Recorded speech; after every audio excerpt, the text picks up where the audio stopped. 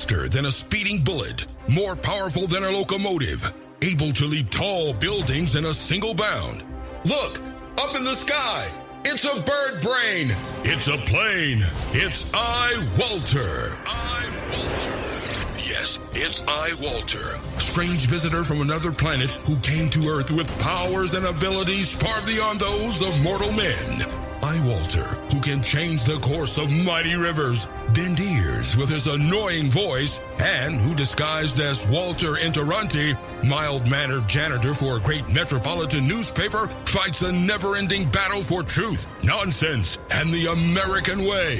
And now, another exciting episode in the adventures of iWalter.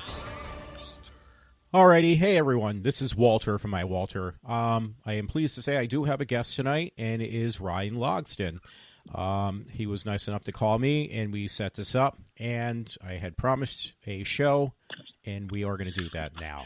So Ryan, thank you for being on my iWalter show. I haven't actually did too many programs lately, just because of time situations, whatever. So again, thank you for calling me and doing this phone interview. Normally, for a couple years, we did them actually live, so now we're doing them this way. Crossing our fingers that it will work out okay. So I'm sure it will. And I wanted to say thank you so much for having me back on. And it's a pleasure to talk to you again. And I hope everything's well with you and your loved ones. And it's the holiday season, ho, ho, ho, and all that bullshit. So, got that. I hope everything's going well with them, and hope everything's cool. Yeah, I'm crossing my fingers. I guess everything's kind of okay. Unfortunately, my job situation hasn't been too great. I got let go from the job I've had for quite a while, and had been working a temp job. But unfortunately, they drastically cut back the hours. So, well, thing, you'll find some, man. You're a bright dude, well, thank you for saying that. There's going to be a bonus in your paycheck. Oh, you're welcome. Yeah. I'm throwing the flattery out early, you know what I mean? Yeah, hey, it works. It works. Bonus is going to be in that paycheck. No. Hey, you know what? I know one thing is you're probably not as much of a fan as I am, but I'm a big follower of, before we get into what we actually want to talk about. I'm a big follower of a television program for years of Doctor Who. I watched it since I was 12. So it was funny. I was waiting to do this podcast, and then I looked, and there was an article that said now the new Doctor Who that it's been up in the air. It's a female who actually played the actual character, Jodie Whittaker. They're actually going to postpone the show until 2020 after tonight's programming. There's like the last episode for the season with her being a new Doctor Who, and now they're going to actually put it back until 2020. Like they're going to skip a year. They've already done that once, so I'm not too pleased about that. So no, I heard there was a lot of like weird, not necessarily sexist controversy around that. I guess there was a lot of controversy around the behind the scenes, but yeah, I heard she's a good doctor. I'm not a Doctor Who fan at all. I've seen a few of the things people have shown me over the years, and different things like that. I took my picture in front of the TARDIS, and I refused to pay the $5 though. Yeah. I just sort of snuck the picture. Yeah, but it is the way it is. You know what I mean? I like one of my friends talk about it, and I can get into it when they're talking about it. It sounds pretty cool. I know nothing about it, but that's cool for Doctor Who fans. Well, that's the thing. The new season, actually, the new producer wanted to make sure it was something completely different, so he actually not only changed from an actor to an actress, he actually changed, like, the monsters and the backdrop and everything else going on. So there was something, like, actually kind of needed, in my opinion, because for the longest time, it was kind of, like, recently it had gotten pretty stale. So that was kind of nice. And I was kind of, like... The only disappointment is now I got to wait a whole year to find out what's going to happen next. So, I don't know. I was just upset about that. Hey, on a different note, by the way, real quick, it was funny at the new job, me and the people I work with were into horror movies and science fiction movies. So, for some reason, I went through this spurt of buying at least 3 of Scarlett Johansson films, which actually, they were actually really good. And I don't have them in front of me. That would have been a good idea. But the one was Ghost in the Shell, which I had no clue about. Really liked the film, by the way. I thought it was really good. I don't know if you are into those kind of films. It was like CGI. It was. She was like half CGI, kind of like a half android, maybe. Yeah, well, like wasn't her body like partially CGI, like in the creation of her character? I think I've seen that movie. Yeah. Yeah, it's basically. I don't remember much about it, but she was like, doesn't she wear like a skin tight outfit? That was very nice, Joe. No, exactly. Yeah, that's the movie we're talking about, though, right? Yeah, I love Scarlett Johansson. I've always loved her ever since Ghost World. Well, that was the thing I remember, but that was so long ago that I actually saw it in the theaters back in the day. Ghost World. She is a really good actress. Now, the thing was, I've never watched that Japanime cartoon that's based upon. They said they actually had to kind of water it down a bit for the movie because it would be too adultery. But the thing was, it was interesting. The concept was really cool because basically what they did was they grabbed these kids that were on the streets, which Scarlett Johansson was one of them, and like killed them and removed their brains and put them into robots. And the whole concept, that's why there are ghosts in the shell, because their spirit, which is in their mind, their spirit was placed in these robots because they could do a little bit more with these robots. So the whole concept was actually really interesting, believe it or not. I kind of would recommend it. Now, Lucy was the other film that somebody recommended. I saw that, and I was like, well, I don't know about this. Blew my mind away, by the way. I don't know if you saw that movie. No, I have not seen that one. Okay, because the whole concept, I didn't know where they came up with the name Lucy, it's pertaining to the missing link, the missing link on Evolution of Man with that one ape known as Lucy. So there is a paradox between Lucy, the character, and Lucy, the ape. And if you like those really like mind-blowing science fiction, 2001, 2010 Space Odyssey, you probably have to be on drugs to understand it because it's just so out there. That's Lucy in a nutshell. And it does. Oh, okay. Yeah, so I would recommend it if you haven't seen it because I thought it was really good. But they actually had like similarities because of a lot of CG too. But definitely a mind-blowing movie to say the least. So that was my other one.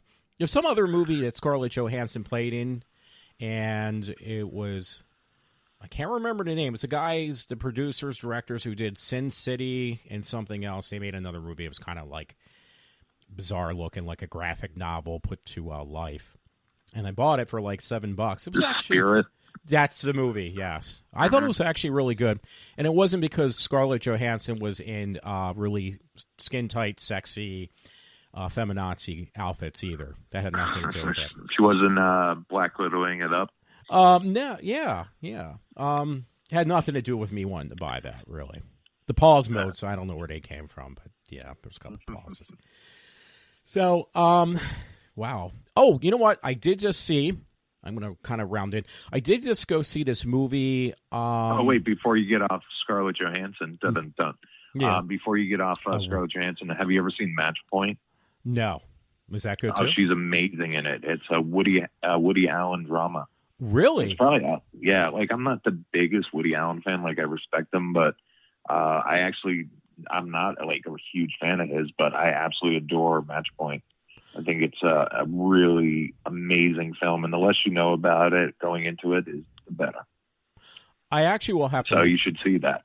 You know what? I will put that on my list. For some reason, like, you can take or leave Scarlett Johansson. A lot of people love her because she was in the Marvel movies as, Black Widow or something, and which was okay. Yeah, Black Widow. Yeah. Yeah, but that kind of undersells her acting ability. I mean, she's good. Not really. She has indie chops, though. You know what I mean? She did indie films for years, and then she's always chosen like interesting roles. Like she was the voice. She was in Spike Jonze. She was the voice of the machine that Joaquin Phoenix is in love with. AI, whatever that thing is. I actually bought that movie. It is. Yeah, really like it's like she's a very versatile actress. But she does every actor in Hollywood has to have a certain lifestyle. And that certain lifestyle requires you. I'm talking about like actors, like A-listers, people, you can't go down the street without recognizing them. That's what I'm talking about. I'm not talking about just normal everyday actors and stuff like that. People appear in commercials and stuff like that. People who can be anonymous. But to be that like sort of A-list actor and like be able to afford the entourage, be able to afford the family and the houses, and the fact that you have to have a house in LA or an apartment, and then you have to have this in New York, and you have to have agents in both cities. You have to have the big role. You have to have that, like, the paycheck. And that's why, like, so many of these really good actors take these roles in the comic book movies. I'm not saying they're not entertaining movies and they haven't done fluff in the past. I'll give you an example. Like, my favorite actors got, he's dead. He received his Oscar. He got his Oscar, Philip Seymour Hoffman, and then he immediately did Mission Impossible 3, which he was amazing in, but, still, like, everybody would be like, oh, that's his sellout movie. I'm like, no, dude, he got to start in Twister and Son of a Woman. Like, and then, like, he became, like, this independent, actor god. And then, he died, tragically. But getting back to Scarlett, like, most actors, you need to have that movie. Like, hell, that's the reason I believe. How many Pirates of the Caribbean movies are there? I've seen the first one or most of the first one, but how many are there? 4? There probably is 4. I've seen every one except the very last one, and I do love Johnny Depp. I mean, his movies are phenomenal. Well, that's the reason there's a 4th Pirates movie, because he got divorced or whatever. Oh, I didn't know that. But okay, for the the money. I mean, because he lost like half his money or more than half his money, and in order to have his lifestyle, I mean, the dude had a freaking island. You know what I mean? They had to get rid of the island, and sell off the island or whatever they do, relinquish the island. You know what I mean? I'm sure he took a bath on that. Well, that's it's a divorce. I didn't realize. I know because his daughter is very close to Harley Quinn Smith. They were in that god-awful Yoga Hosers together. Oh, thank you. I'm glad you said that because I couldn't stand. I mean, the movie was geared towards kids. I understand, but Kevin Smith. No, but it was R-rated though. It was he was like, oh, I geared it. I made an R-rated movie geared towards 14-year-olds. No, you didn't. In my opinion, he made it, and that's the thing too. Is like I know a lot of people kind of like either really love the movie or they really hate it. I get Johnny Depp is awesome in it. Like Guy Forget? Is that Guy, whatever the fuck his name is? Yeah, with the penis nose. Yeah. I don't know his name. I can't remember his name, but that dude, he is funny in it. But the gag wears off very quick. Yeah. And the payoff with the Bratzies sucks. It does. And then like I even liked it like the only part, like I kind of like, me, like I kind of like more of like controversial material or confrontational material, whatever you want to call it. Yeah.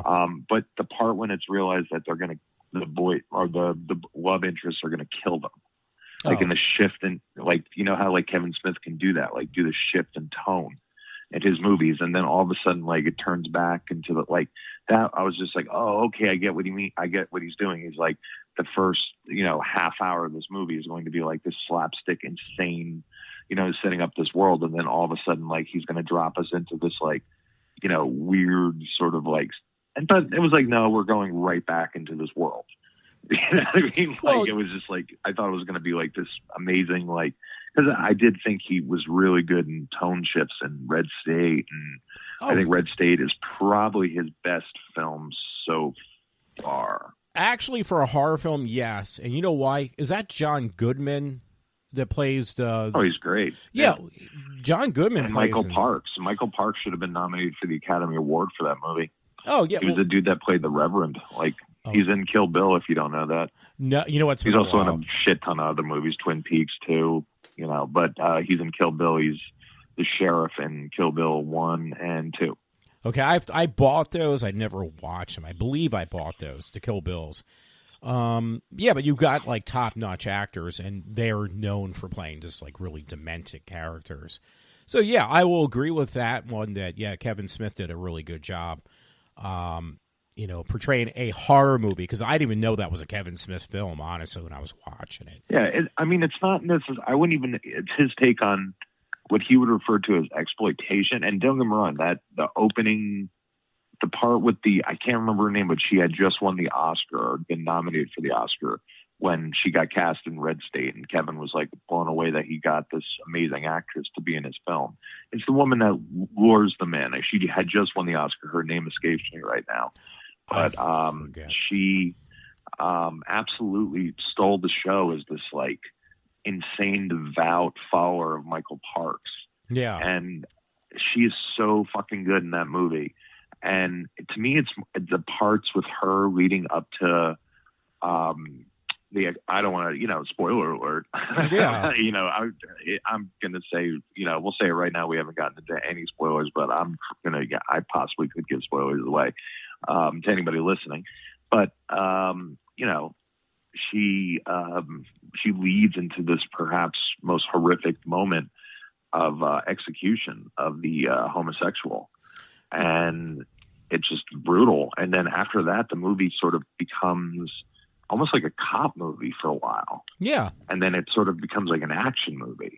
So like he always classifies it as an exploitation film. It's like a mixture of like in the 70s, like how do you classify like a movie like a thriller, a cruel picture? You know what I mean? Like, do you call it it's definitely a rape revenge movie, but is it an action movie? Is it thriller? I mean, most people would call it a thriller.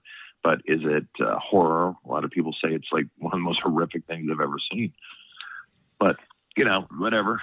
I think Red State is, in and of itself, I think it's just it is an exploitation film, but I also think it's a really good satire of, I'm not going to say their name or his name, but that those horrible people that like protest soldiers' funerals and gay weddings and stuff like that. Like I'm not going to say their name, but the WBC. I don't want to give them any more fame if anybody's, never heard of them. So I don't repeat names of like people who like assassinate people and stuff like that. But that church can go fuck themselves. And actually, they are terrible people. But Kevin Smith made this amazing film sort of satirizing their involvement in our lives or in, pop culture, to which they have no place, but they have sort of, etched a place of infamy into our pop culture. And based on our, awesome religious of and from religion, clause in our country, they are allowed to exist. And it's sad that they are allowed to exist and be a hate group, but I'm sure the FBI watches them constantly. And,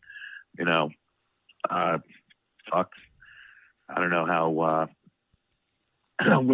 we could operate in a world, where we didn't have surveillance on these fucking assholes who are like running these churches and stuff like that. You need to have surveillance on them. But, if anybody's going to go and protest a soldier's funeral over gays being allowed to be admitted into the army, there's a special place in that hell. I do not believe, and by the way, I do not believe in heaven or hell.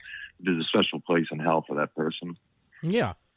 Well, no, I mean, I understand that. Yeah, I agree with certain people that are that hateful towards anybody. Yeah, I don't agree with that myself.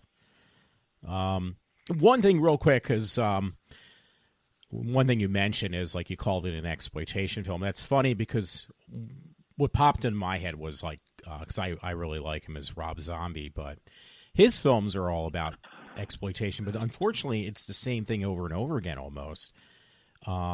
Even though I did like his film of, I call it like the kind of like the Wicker Man. It's not called that. Lords of Salem. And, but Kevin Smith had, made a, quote unquote, probably an exploitation film, but in a way that definitely kept you not wanting to turn away to see what was going to happen next. And based it upon like real people, pretty much, people that do exist that are, will go to that extreme, obviously. So that's what makes a good film. Not just kind of revamping, something that looks like kind of like a ripoff of, in my opinion, like a ripoff of Texas Chainsaw Massacre or, the 70s exploitation films. You want to see something different, like a different perspective. And I think Kevin Smith definitely did that in Red State.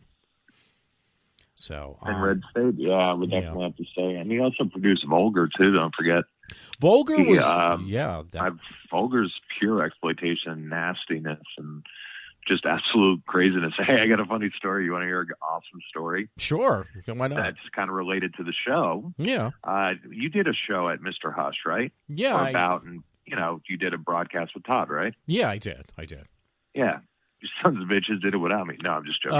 I don't even think I was in the area. I think I had left at that point and then came back. Yeah. But anyway, that's besides the point.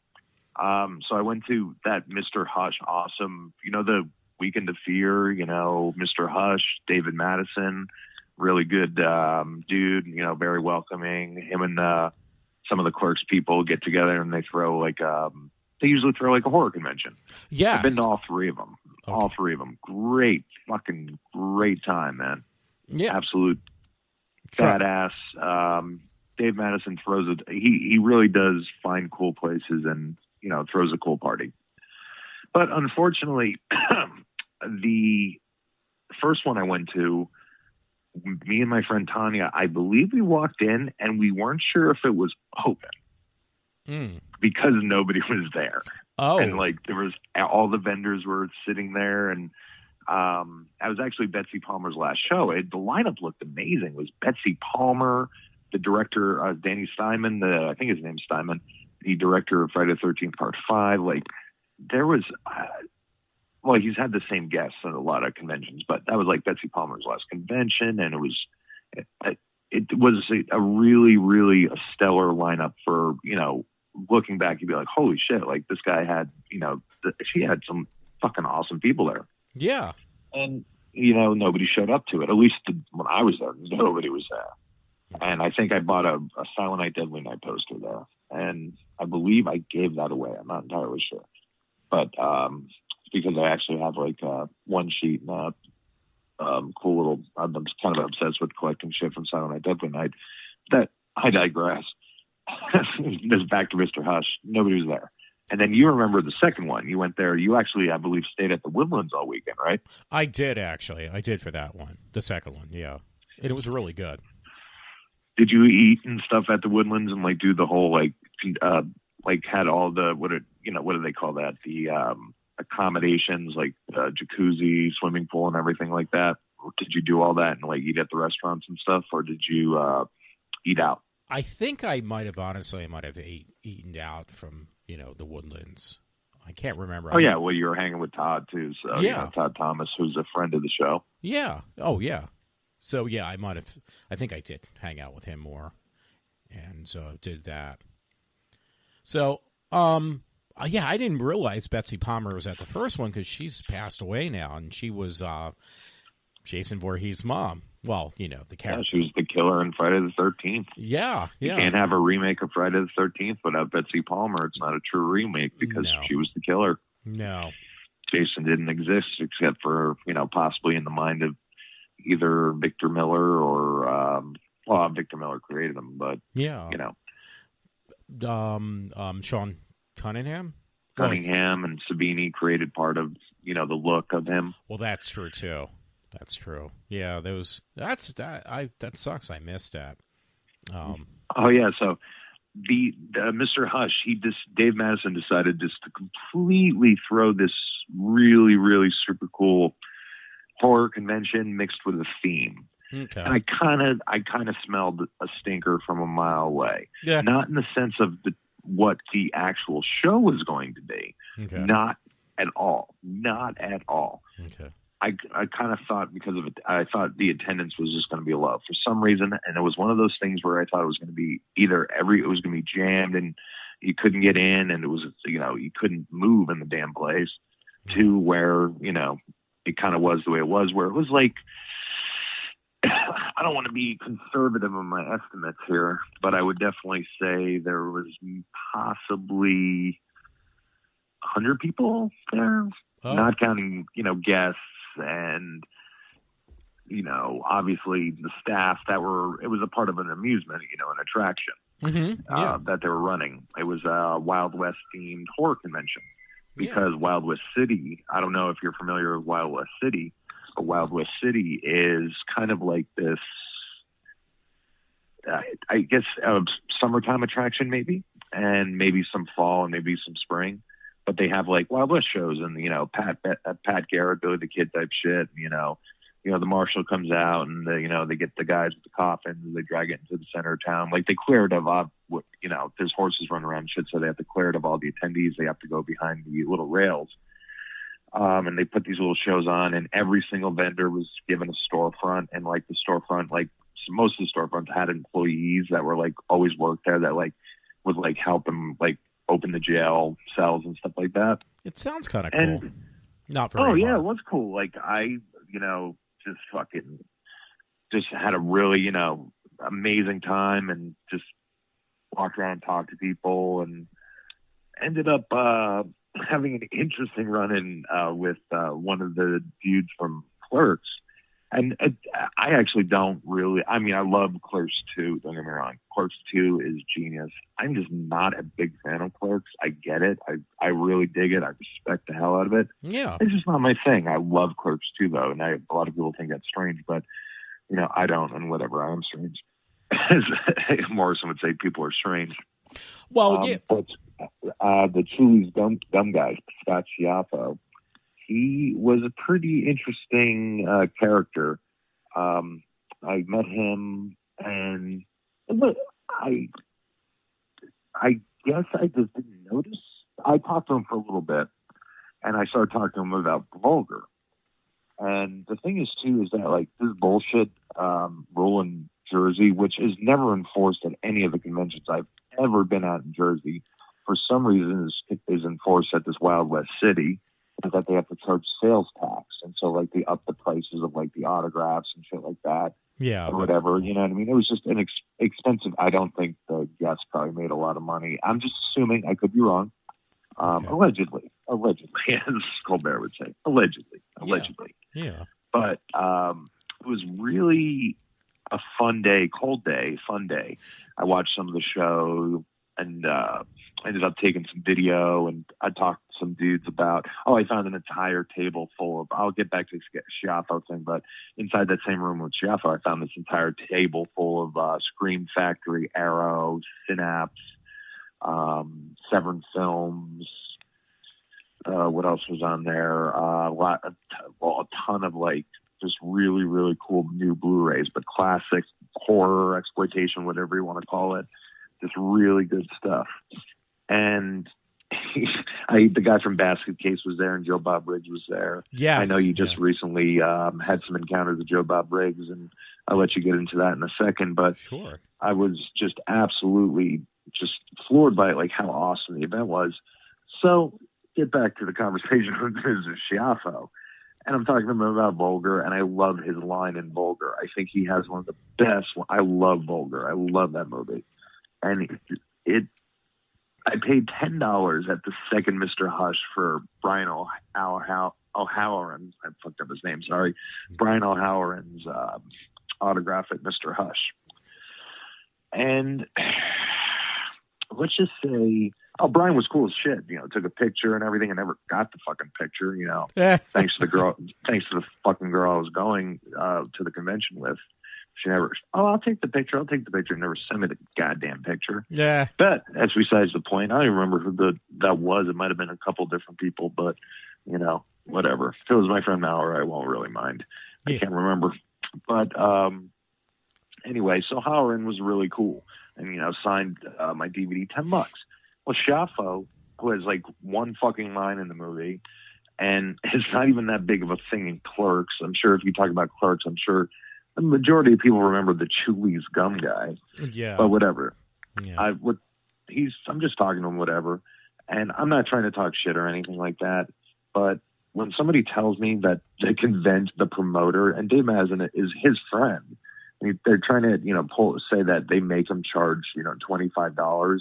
And I was like, how much is an autograph? I didn't see the prices. They were plain as day right there, but I didn't see it. After talking to the dude for like 5 minutes, I was like, I might get your autograph on my thing. How much are your prices? He's like, oh yeah, I think isn't it written like right in front of you? And I was like, okay, you know what I mean? He's got that Jersey type, smart ass to him, whatever. Yeah. I'm not calling him a smart ass, but like, I was digging it. I have that too. And then I was about to literally take the money out of my wallet and pay him. And he's like, yeah, the promoter makes us charge you guys. And like, money like slid right back into the wallet. And I was just like, Yeah, I was like, I got to go do some more spending. So like, maybe I'll be back, maybe I won't. But I personally think $25 for that dude's autograph is absolutely ridiculous, which is why I didn't pay it. I don't blame you. Well, overall, I didn't pay it. I was going to pay it.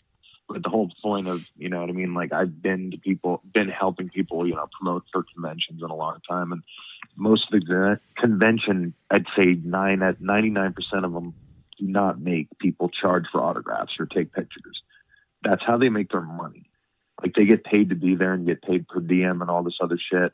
You know what I mean? Most people do. I mean, unless the people are like living across the street just to make an appearance. You know what I mean? Oh, Which yeah. is, it is what it is. It's still cool. You know what I mean? Get to meet some people that are local. But, most of them get a per diem and get a hotel and, travel expenses and get a guaranteed fee. But the majority of the money they make is off their autographs. Yeah. That's all cash money. I don't think the government needs to know anything about that money. No. But anyway, that's why I was kind of pissed off about the sales tax. But that's besides the point. And I just thought that was $25 is kind of outrageous. But, I know the no promoters I've ever dealt with or have ever said to a celebrity, you must charge your fans. Like, you must charge your people to sign this thing. And especially since Brian O'Halloran only charged $10 like 2 or 3 years before. Like, it was ridiculous. It is ridiculous, actually. Actually, it's fun. But I actually kind of got entertained by that, like that entire scene. So, like, I actually think it's worth it. The brief sort of like, I don't say momentary lapse of reason or whatever you want to call it, but my momentary lapse of sort of judgment and paying too much for an autograph, because I never pay that much for like somebody who's been in a movie for like one line. I would not pay that much. I didn't even meet the Gimp when he was at Cinema Wasteland, and he's in fucking Pulp Fiction, my favorite movie of all time. I considered going to meet him, but I didn't. Well, that's the thing. That's Wasteland, that's how it goes.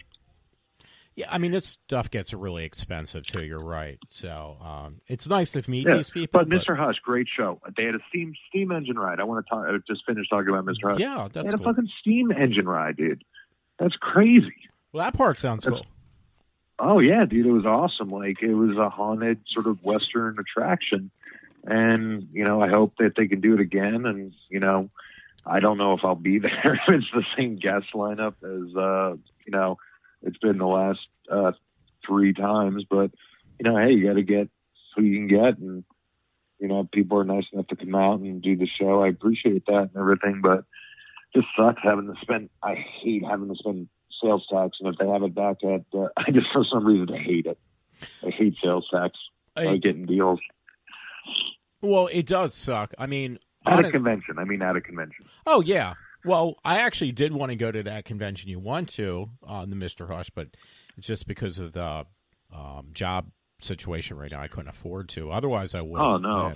No doubt. Oh, yeah. And it was funny because when you mentioned even about Joe Bob Briggs, he did not charge you for photographs or autographs when I went and seen him down in Philadelphia. So, yeah, I mean, that is kind of up to, I guess, the discretion of whoever you're going to see of what they're going to charge. And they're trying to push it on to, what do you call it, the person hosting the convention or whatever. They try to push it on them that, oh, they made us charge this much. No, you did. You decided that price. Yeah. So you make your money, dude. Yeah. I mean, yeah, it's nice to make money, but you're actually taking money from your fans. So, that's how you make money. It's no different from fucking Tom Cruise making a movie because everybody's going to spend $20 for 2 fucking movie tickets to go see him. True. You know what I mean? And 4 times the amount of the same if you bought it at Turkey Hill or, a local convenient mart. You know what I mean? Yeah, it's just convenient shops. That's true. You're buying shit at the movie theater, or I sneak it in. Yeah, well, sneak it. I think a lot of people do. The cost is so high anymore. You gotta. Yeah. They just don't want you sneaking like drinks and shit in because you're a bit like, people are pigs to begin with, and want any like outside shit going down. Now I think they have alcohol at the local one I'm at. Do they have alcohol at the theater you're at? No, you know what? Actually, they don't. I kind of like that. I mean, nothing against people drinking, but sometimes people can get a little bit rowdy to begin with. I'll just make it worse if they're intoxicated during the movie. So I'm glad they don't. They don't around here, thank God, because at that point, I think I will be just going and rent movies from home at that point, because it'd be a mess. So yeah, I definitely wanted to go to that. I actually wanted to go to the convention in Jersey. There was, because it had Ted Raimi there, and it was like, yeah, I'm not going. I have no money to any of these conventions. It really sucks. Hey, one last thing before I start asking you some questions about who's Ted Raimi? Is that Sam's brother? It's Sam's brother. If you saw, what was it? The Evil Dead movie, I guess 1 and 2 with the hag in the basement, the woman in the basement. In that costume, that hideous costume, was actually Ted Raimi, and he does surface. Yeah, he's always in his brother's things, right? Oh yeah. He's very. He looks. I don't know. I'm really not the biggest Evil Dead fan. So I mean, I love the first one. I adore the first one, but not a big fan of the other one. So, like, I wasn't entirely sure who Ted Raimi was. Now I'm like being. Oh, now, duh. That's a stupid question to ask. No, it isn't. It is not. The reason I really knew who Ted Raimi was because I went through the series of Hercules and Xena, and Ted Raimi was really in there, you know. Yeah. So, yeah, Ted does. Yeah, that's his other, like, he actually does a lot of comic conventions, right, or pop culture conventions because of those, right? He does, yeah. Yeah, not as much as he used to. And Spider-Man, too, right? He's in Spider-Man, right? I believe he was, yeah. So Ted does surface a lot. He's actually not a bad actor. He's very funny too. No, I know exactly who you're talking about now. Like, I was just like, for some reason, I was thinking, I can't remember Jonathan Demme who directed. For some reason, I was confusing Sam Raimi with Jonathan Demme, the dude that did Silence of the Lambs in Philadelphia. Oh, okay. No, but I can see that. Yeah, Ted Raimi, I guess, unless you follow certain things that his brother did, you wouldn't really know who he was. I mean, for me, it was fortunate because I did, and then obviously he was in what do you call that? Ash versus Evil Dead, which I didn't really like that much. Ted Raimi, I never watched it. Smart man, trust me. A lot of people I know like it. They really were bummed that it was canceled. Oh, I was kind of. I think it got 3 seasons, maybe. It did get 3 seasons. There was that cute Hispanic girl and stuff. That's cool. Yeah, I mean, that wasn't bad for the show. It did have Lucy Lawless in there too. She's a really good actress too. She played the bad. Not a Xena fan, man. I'm not a Xena fan. I've never been a Xena fan. I guess I can honestly say, like, I know not a lot of people, but at least a couple of my good friends are dire. I know you're, a fan of Xena or whatever. Yeah. I think you are, right? Yeah. I am. But like, my one friend is like a diehard Xena and a Hercules fan. And it's like he's like a horror fan, but like, that's like his shit. Like, he grew up on, you know what I mean? He's about 5 years younger than me. So like, he's like, oh yeah, like that's that was like late night when I was growing up. She was the hottest thing in the world. Turn on, your mom didn't think anything about Hercules. I'm going to let my son watch Hercules, and there's the warrior princess going around. But like, I never thought she was good looking. But then again, I'm also insane because like, I get why people think she's good looking. Yeah. I also do not find what's that girl's name? I don't want to say girl, but woman's name. My male chauvinistic side is showing when I say girl, but whatever. The woman, I apologize. The woman, Sophia, what's her name? The one with Al Bundy, Modern Family. Oh, I'm not. That chick's name, whatever her name is. Like, I don't even think she's very good looking. And people are like, "Are you insane?" I'm like, "Oh yeah, I'm insane." Yeah, no, I can see, because honestly, for years, Lucy Lawless, I didn't think she was anything that great. Sometimes she can look really good. That other actress, I think I know who you're talking about. Yeah, some of them look okay.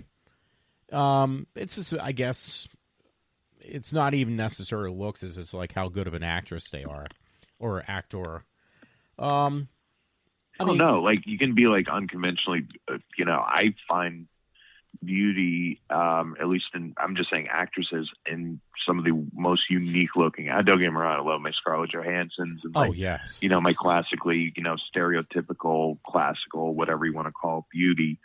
Like I do find them, gorgeous, but the majority of like women that I found like absolutely gorgeous, like Meg White from the White Stripes, I think is gorgeous. And, there's a few other people that people are like, holy shit. Like, Maya Rudolph, I think, is somebody I've loved for years. You know what I mean? Like, and I was just like, well, if anybody can have her, Paul Thomas Anderson, the guy who did Boogie Nights, I was like, he can have her. Yeah. He also made There Will Be Blood. Like, the dude made There Will Be Blood. So I was like, yeah, he can have her. Yeah, I mean, I have like a unique taste in what I think is attractive in women. Like one is, I can't pronounce her name, but the one who played in The Sixth Sense in the Resident Evil movies. She's like Mia Jovovich. Thank God you said it, because I can't say her last name. Jovovich. I think it's Jovovich. I'm not entirely sure. You're a lot closer than I would get. Yeah, something. She's in Dazed and Confused, isn't she? Maybe. Yeah, because it's been a while. She's in Dazed and Confused. Yeah. Yeah, something. It's been a while since I've seen that, but yeah, something about her is very attractive. I actually liked her in that one movie. Oh God, I'm gonna get it wrong. She was basically in Lycra. It was like based upon some graphic novel, I believe. I can't remember the name though, but I made sure I bought that particular movie. I can't remember the name off the top of my head in Blu-ray. If I could get it in 4K, I would, just because she looks so much better. But it's weird because she's built like a 2x4, but something about her is very attractive. But yeah, she does. Like I said, it doesn't matter how you're built. Attitude has a lot to do with it. Well, that's true. And then I love. It doesn't matter. Women are traditionally beautiful to me in a lot of different ways, and untraditionally beautiful in many other ways. Well, true. You know what's one that's interesting too, that I like as an Australian actress, well, besides the one who played Harley Quinn, is Toni Collette. She's like a really good actress too. It's just something about her. Margot is awesome. Oh, you brought up Harley Quinn. Margot Robbie's amazing. She's hot too. I mean, I'm sorry, but very. I mean, she's gorgeous. She's absolutely. The Wolf of Wall Street. It was like she was perfectly cast. And when I saw The Wolf of Wall Street, I was fairly comfortable. I mean, I did not particularly think Suicide. I thought Suicide Squad was an entertaining movie. Yeah. And to me, it's like something. If I saw it for $5 in the Blu-ray special edition, I might be like, yeah, I'll throw it in my basket for $5. But like, it's not worth more than $5 to me. So, yeah. But she was really good, and I thought she was I did not like Jared Leto. I hated his Joker, but I thought she was what I wanted to see when I was 10, 11 years old, maybe even older or younger, give or take a year or two, was seeing the Batman the Animated Series and seeing her for the first time come on screen. You know what I mean? And being like, who the fuck is this? And, everybody, finding out it's Harley Quinn. And then realizing it's Harley Quinn, it's, a play on that. And it's like, holy shit, that, that's a word. Oh, and, yeah. Finding out more and more. But, from the Batman the Animated Series on, we've all wondered, who the hell could possibly play Harley Quinn, and I think Margot Robbie hit it out of the park. I don't think she's scheduled to reprise the role, though. I might be mistaken, though. Actually, I thought they were going to do a Birds of Prey with her, because I thought she did a phenomenal job also. Hey, real quick, speaking about... Aren't they doing the Joaquin Phoenix movie, Joker movie? Actually, I was going to ask about that because, what's going on with that? Because I know they shot some scenes with Joaquin. Where's that going right now, I wonder? Oh, no, it's Todd Phillips' Joker movie. Yeah, it's... You know what I mean? It's just, that's what it is. It's going to be a standalone Joker movie. I don't know if it's going to tie into the DC universe. I don't know anything. I think he has free range to make his movie. Yeah, I mean, it looks interesting, I'll tell you that much, because it's when the Joker is actually a person before he becomes, as we know, as a Joker. So, my computer just locked me out. I'm actually kind of interested. I thought they were going to do a Birds of Prey and the Joker movie. Not necessarily, obviously, at this point, not with Jared Leto, but the one with Joaquin. Steering it back to Man, horror. they really fucked up Jared Leto. I was actually getting really excited when I first heard, because I hated the fact that Heath Ledger was not. I hated Heath Ledger. You did. I hated Brokeback Mountain. I hated First Night. I hated The Patriot. I hated every role he ever did. I know a lot of people think he's an amazing actor. Hated everything he ever did until I saw, what the hell is that? Batman, The Dark Knight Rises, or something like that. No, the movie. There was a movie he did right before that. Oh, it was not Brokeback Mountain. If that was the one that was before that, but not him. Anyway, he did a movie where he was really, really good in it, and I was like, oh, you know what I mean? Okay, this guy's, he's developing some chops outside of being like a pretty face, and being like the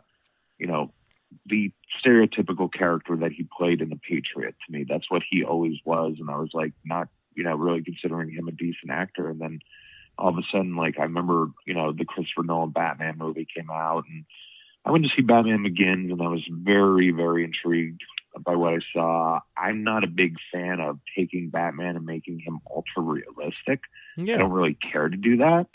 I mean, don't get me wrong, I love a good, he should be realistic, but there also should be a level of where it doesn't always have to be completely based in reality and, stuff like that. You can have the mix of Tim Burton Batman, you know what I mean, and throw that into it, you know what I mean, and have it dark, be the, I mean, not that, comparing the two because it's the same thing, but, have the style of Tim Burton's Batman, where you can have the inflatable Joker balloons, going down this, poisoning the city, you know what I mean? But at the same time, it's so dark because you realize he's poisoning an entire city of people, women and children and everybody, and it's crazy. Well, that's true. That's what I mean, but it's such a great scene. It is. Well, yeah, Tim Burton's Batman was definitely the one that, well, it was the first one, actually, I guess, at this point, that people remember. And it was actually a little bit of a mixture, which was nice.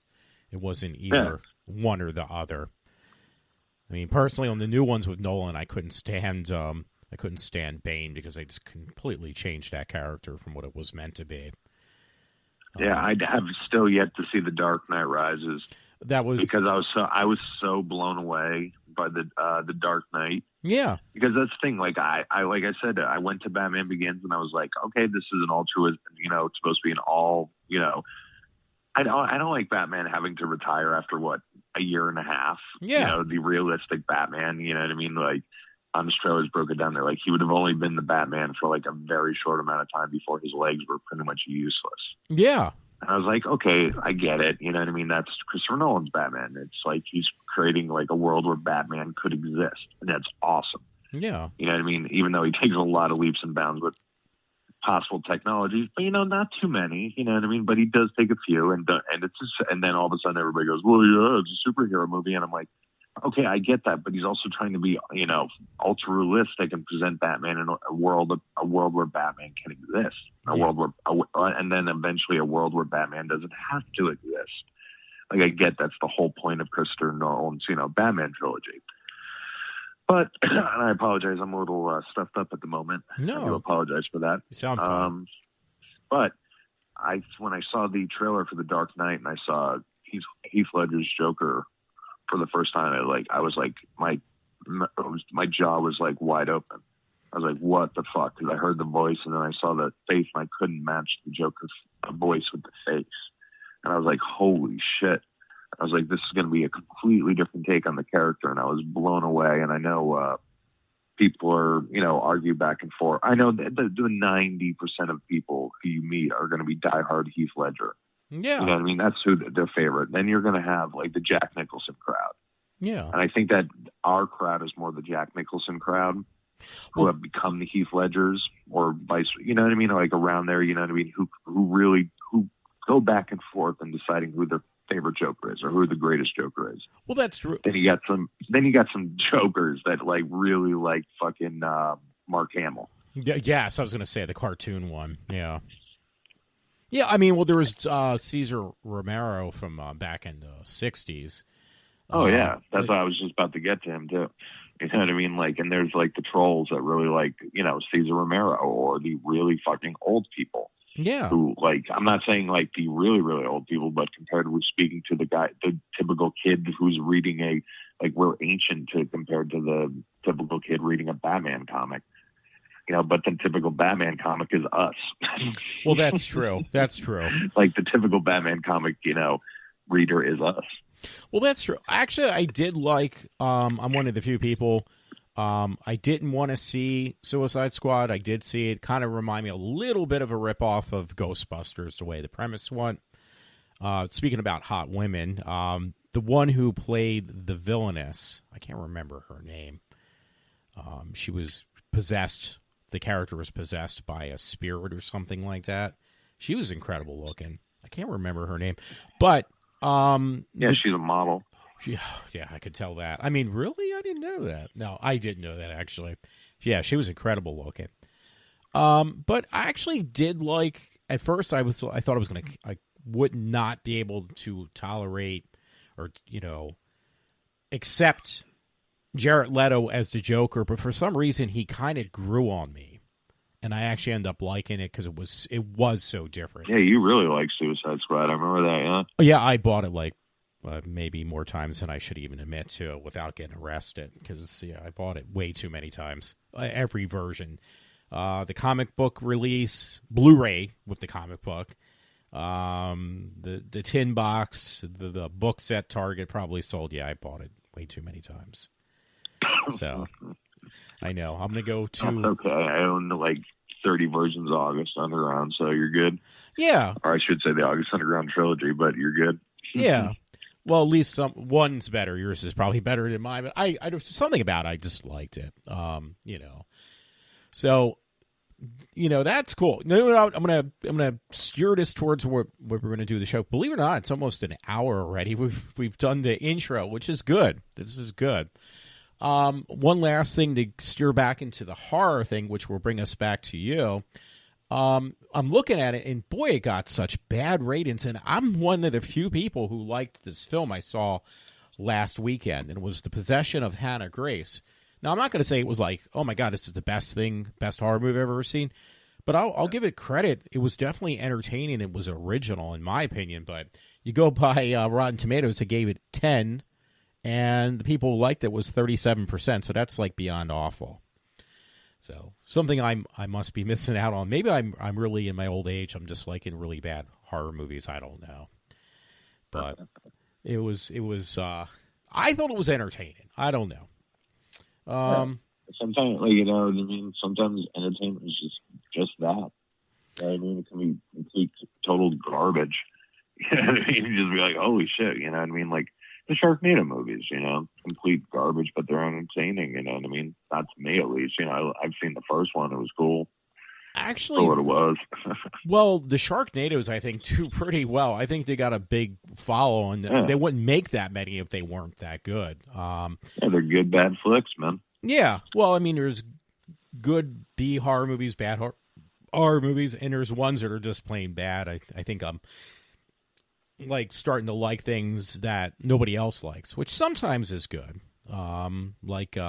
Overlord was pretty good. I was surprised by that, but that did pretty poorly too. It hasn't even broke how much it cost to make that damn movie. So, oh really? Yeah, it's still kind of suffering and hemorrhaging money that it hasn't broken even yet, I don't think. So yeah, my old age has brought me to liking really bad horror films.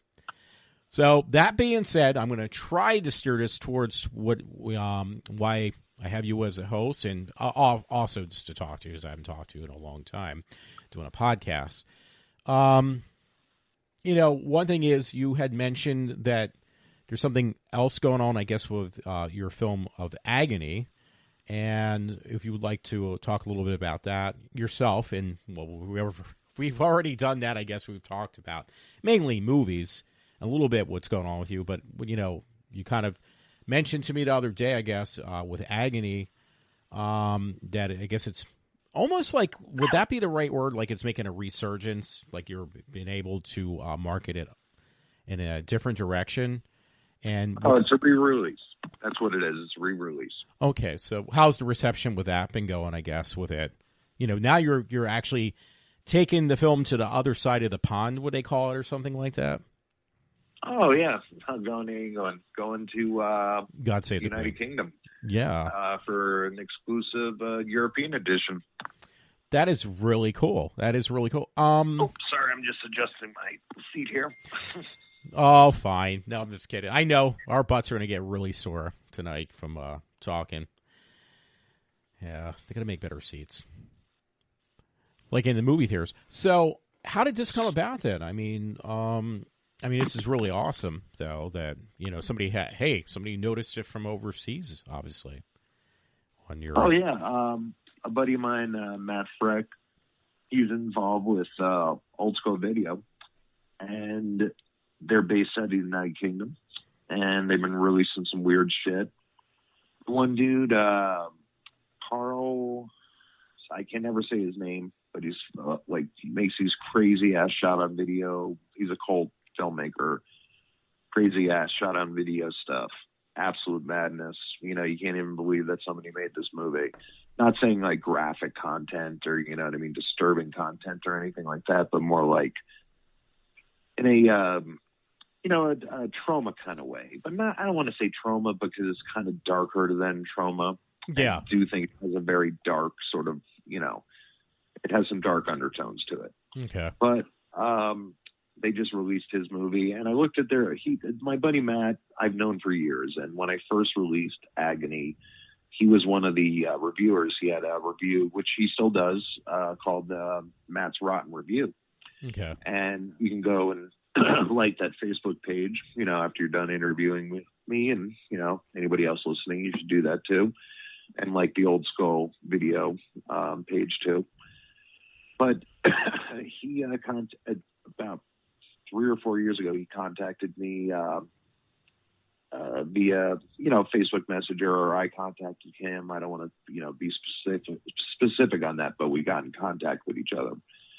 And he had been one of the reviewers of my movie, and he gave it an amazing review. Okay. And it's one of my favorite lines. I think he said it's visually beautiful and brutal in the same gasp. Visually beautiful and brutal in the same gasp. That's one of my favorite, I guess you want to say, quotes for anybody describing my movie. And I was just blown away by his review, and he was, very glowing of it.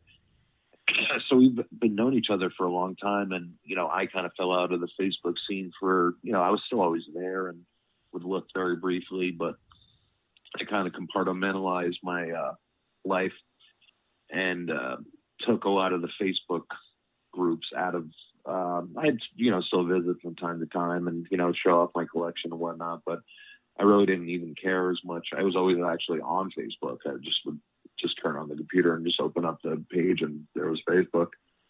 So, whatever. I don't even have it on my phone. As I always say, don't even fucking have Facebook on my phone. Yeah. Anyway. I'm guilty of that. I have it on the Facebook. I have it on my computers. I check it, but I kind of post stories and look at stories. So yeah. Well, so I lost contact with a bunch of people, but, we'd always sort of message each other from time to time. But, steady contact via Facebook, seeing posts and whatever, different things. But eventually I just got in contact with Matt, and we agree. He asked me if, he wanted to do this really limited release in Europe, limited to 25 DVD-R and, 10. Yeah, Blu-ray too. Sorry about that. No, that's the Blu-ray is coming out in the United States. The stuff that's exclusively, the Blu-ray is separate. Okay. The exclusive European edition is only 25 DVD-R and 10 VHS. That's the one that's one that's crazy exclusive. But he wanted to do something really, really unique and sort of special. And I'll talk about the Blu-ray release next. Yeah. Because that's equally as unique and special. It's on par with each release are on par with each other. But Matt he contacted me and wanted to do this really limited release, and I said I would give him something really cool that was unique to his release only. So I cut up, I had 3 Maxwell Edison shirts. Maxwell Edison is the character Yes. I play in Agony. Mm-hmm. And Maxwell Edison wears this very kind of like checkered Dickies work shirt. Okay. It's kind of like checkered black. One of them's black and I think light blue and gray. The other one's just black and gray and white. The other one, I can't remember what the color was, but I would wear these shirts because they all kind of look the same. And I gave one to my dear friend Ellen, who I love more than anything, is one of my biggest fans and biggest friends and supporters, and I love her with all my heart. And I gave her actually the Maxwell Edison costume that I wear. Okay. Because I had 2 complete costumes and 3 shirts, 2 hats, 2 shorts, and 3 shirts.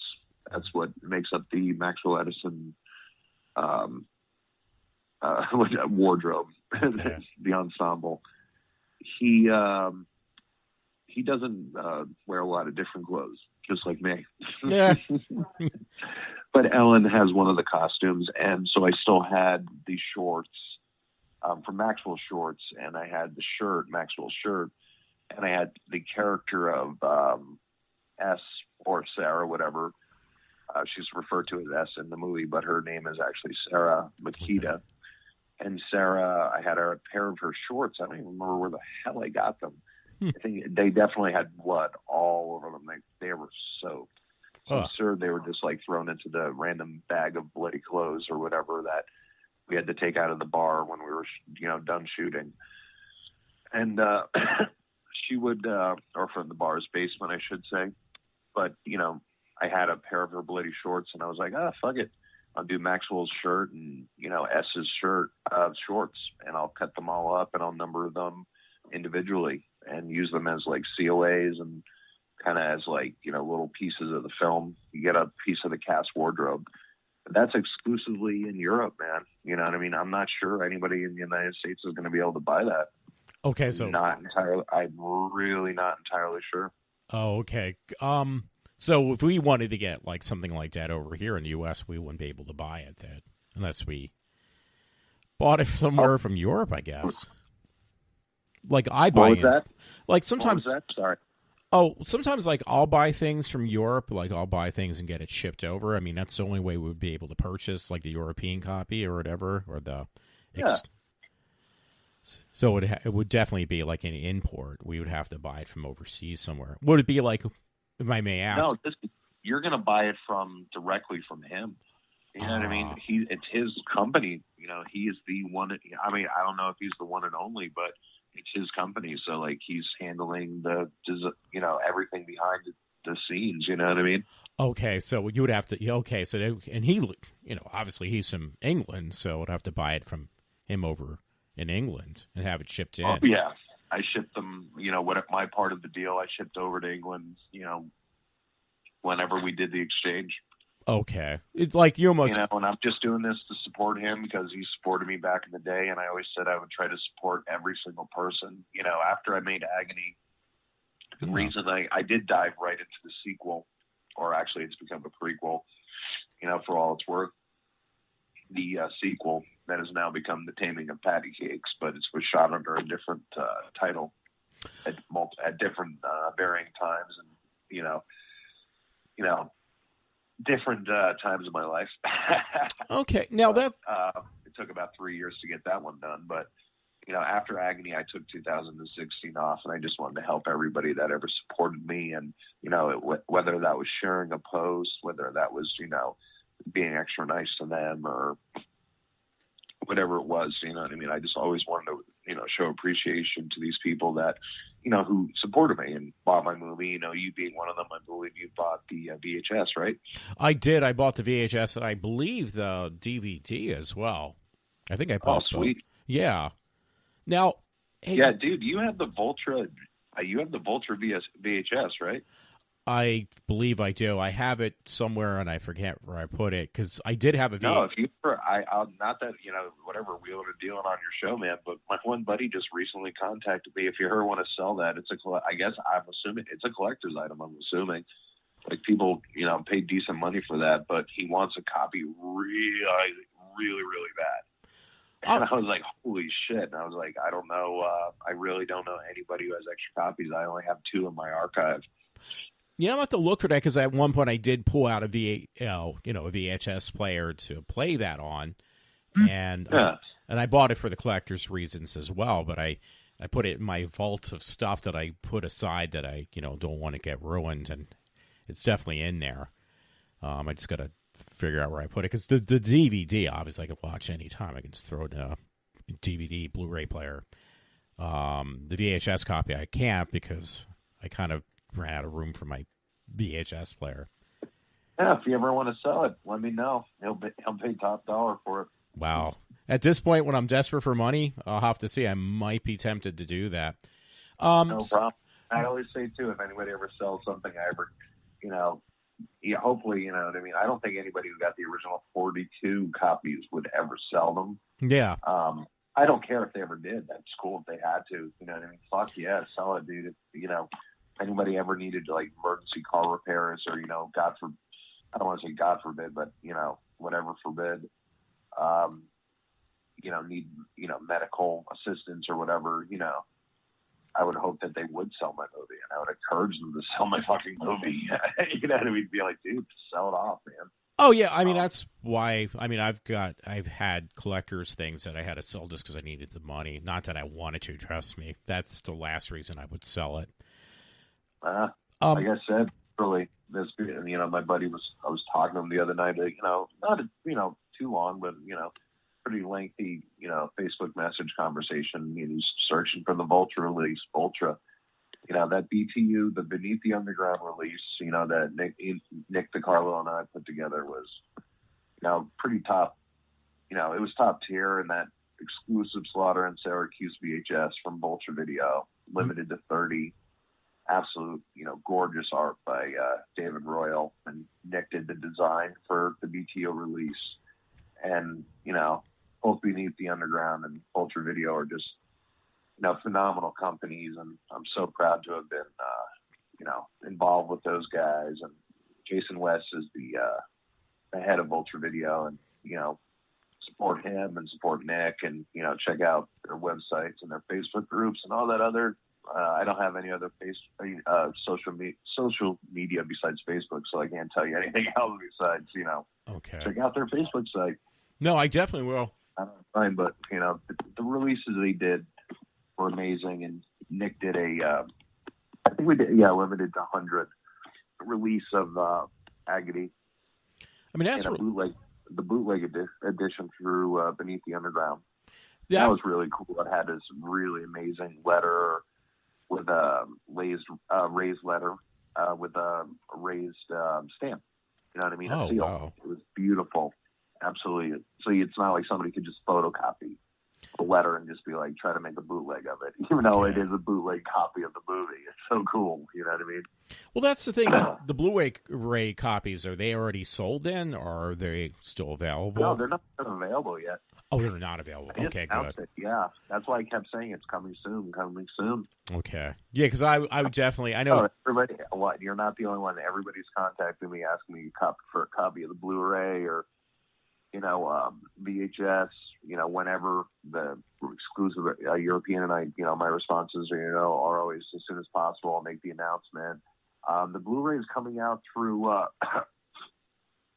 excuse me, I'm sorry. I am a little sick right now. I apologize. Oh, no. But I'm a little sick in the head. No. Bob, I'm going to butcher his name, but my buddy, Bob Farah. I'm going to say his name is Farah. I cannot say people's names, and I apologize. And, it's really tough when I'm in heated Lord of the Rings debates, because I fuck up the name so much. But he and his company, PS Films Video, are putting out Agony on a Blu-ray. And each edition, that edition is going to come. Each edition has special features, but that edition has some fucking shit that I found that was buried in the archive. Like, I didn't even know I had this stuff. Oh. Like, there's literally like a behind the scenes moment where I had the camera running for about 6 minutes, where we were just recording each other, like everybody just talking. Yeah. I had to trim it down by 3 minutes initially because of a song playing in the background that was like copyrighted. Oh. I mean, this was all this would all be a special feature. It's not part of the film. You know what I mean? It's just like us fucking around and holding the camera on and, you know, pretending to do behind the scenes features. It sounds actually cool. But no, like I had to not necessarily, I was like, I don't necessarily want to have Warren Cherry Pie playing in the background. Yeah. You know what I mean? You know, my behind the scenes, but I don't think it really mattered or whatever.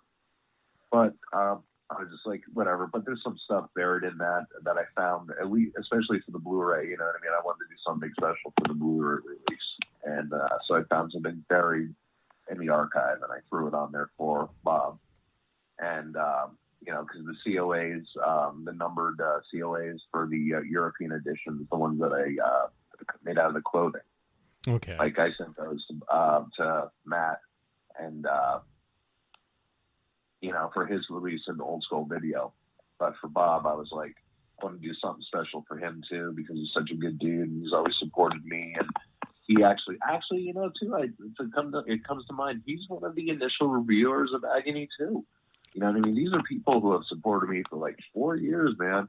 You know what I mean? So I got to give props to them, dude. Bob wrote an amazing review, and it has one of my favorite. You know, I'm not even looking at my computer, so I'm going to be fucking, you know, not, you know, accurate on these quotes at all. So, you know what I mean? If I'm fucking up the quotes that I'm doing at all, I apologize. But yeah. Bob said something along the lines of, you know what I mean? It's, you know, the last 15 minutes are, you know, perfect and violent with a beautiful payoff of carnage. And I was like, holy shit, like, that's amazing. And, you know, thank you, Bob, and thank you, Matt, for your kind words. And it's kind of cool that 4 years later that you guys have these companies that, you know, you're doing distribution now. And, you know, Bob's company is releasing The Taxidermist, which is a film by Luc Lamar. Okay. He is I did not meet him at Severed. But I thought possibly we had met at another time, or at least run into each other, or aware of each other's, you know, presence in a conversation, whatever, shared the same space, if you know what I mean, you know, area. Yeah. But he's a cool filmmaker, and he made this one short film that played at Severed's 9th anniversary show, I believe it was. Okay. And it was cool. It was the ending was really rad, and I liked the ending of that movie, and I was just like, oh, hey, cool. You know what I mean? I'll check out his new movie. But Bob's releasing his movie on Blu-ray very shortly, and that's pretty cool. And it's called The Taxidermist. And then he's releasing Agony. Now, to mention it, because I'm looking, the question you brought up was about Severed. And Bob's a good dude, too, and, you know, Matt's a good dude, too, and I know personally from people who have dealt with Bob in the past, and, you know, he's a legit businessman too. You know what I mean? Like, he straight up, he won't jack you. He won't, you know, do anything that would really piss an artist off. He understands, because he is an artist himself. And you should buy his movie, The Carnage Collection. Is that on? Which is pretty awesome. Okay. It's like an anthology film. Now, these films, can I find these on, I can't remember. Just Google search them. Oh, just Google search them. Find okay. them. Okay. Yeah, just Google search any of the titles. Now, one thing... And also, Matt Freck has a movie, Turnheel, that I actually have not seen entirely. Matt had shared some, I think, still images with me back in the day. Okay. But maybe way back in the day, I think I remember seeing images from the film. But I got to check that one out. And so he's had another film, Turnheel. And I know that came out, I think the Underground Gore Collectors put that out, which is like this super, you know, envious, badass company. You got to be envious of this company putting out like these awesome big booked edition DVDs. Like, I have the 10th anniversary of Lucifer Valentine's Slaughtered Vomit Dolls. Okay. It's phenomenal. Yeah, that sounds. Those I'm not familiar with, but I want to step back for 1 second on one of the things you mentioned was about the Severed convention. Now, was your short play there? And short meaning, like, I guess this is your sequel to for Agony. Then your film, Yes, yeah. It's a lot of people are confused because Agony is coming out now. Agony is the feature length film. Yes, and like I shot footage right after Agony.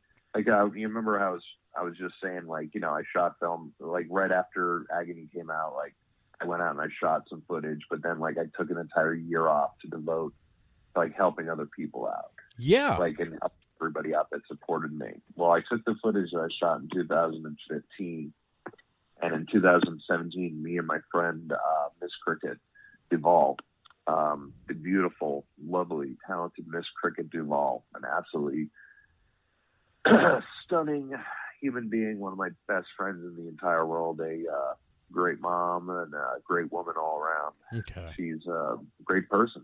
You know what I mean? Great spirit.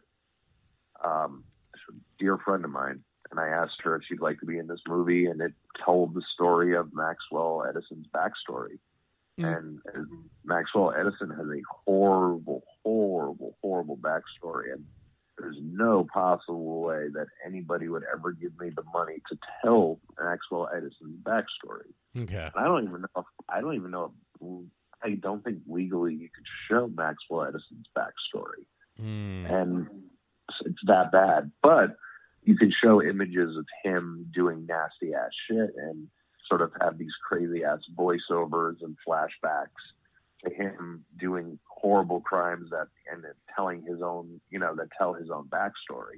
And so it's a short film called The Taming of Patty Cakes, which is part of the Maxwell Edison chapters, because there will be another Maxwell Edison chapter at some point. It's going to be called Atrocity. And me and the lovely Sarah Makita are going to sort of round up everything and never do, it's not like a trilogy or anything. These are just short films that are going to be, very not like Agony. Because Agony is strictly found footage, found evidence in the style of the genius August Underground and the Poughkeepsie tapes, like the genius snuff films. Like that's what Agony is, is failing miserably to try to homage and pay tribute to and being influenced by, and sort of trying to do something different with the format of found footage and presenting it as found evidence. Okay. But, these are shorts that I have, and they're going to tell the story of Maxwell Edison, and one of them is going to tell his childhood and sort of the events that brought him to where he would be killing people and videotaping himself doing it with this amazing, beautiful woman, the lovely and talented Sarah Makita. Absolutely, just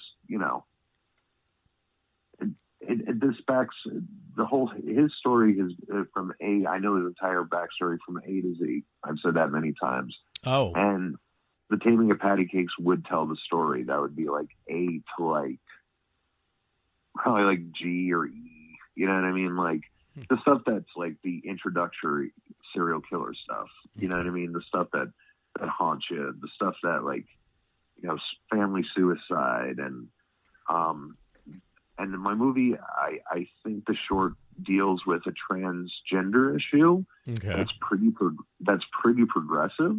Okay. And it's unconsciously progressive and transgender at the same time, because I didn't realize I was fucking dealing with it. Yeah. It was just something that I created. It's not for me. I'm not transgender. Even though I support rights, whatever, you know what I mean? I support rights for whoever, you know what I mean? I don't give a shit who you want to bang, as long as it's not a kid or a fucking, animal or whatever, you know what I mean? I was like, maybe in other countries you can bang other animals or whatever. I don't know. I'm just kidding. But no, just as long as you don't like hurt anybody or whatever, or hurt a kid, and bang whoever you want. I don't give a shit. But anyway, it has a progressive approach to one of the characters. And, duly noted, one of the things about Agony too, which is strange too, that I had crazy hindsight too, is the amount of, which it doesn't matter, just I didn't realize at the time, was people have brought it up to me, is that there was a homosexual undertone to Agony. And I always kind of wondered about that. I was like, I don't think so, because, I never really got that, or that wasn't my intention, at least. If it was my intention to, I'd be like, hell yeah, you know what I mean? You got it. but no, that was not my intention. But I think it's because it ends with the lesbian, the perfect lesbian couple being butchered, that Yes. people are kind of left thinking that it has a sort of a gay undertone, which is fine. You know, I don't give a shit, or gay, lesbian, whatever you want to call it. I don't give a fuck. Yeah. But this one definitely has at least a long monologue. And in the long monologue, you hear sort of this story, this very tragic story of this person who loses everything and, you know, sort of tries to find happiness, what a little happiness they can as a woman.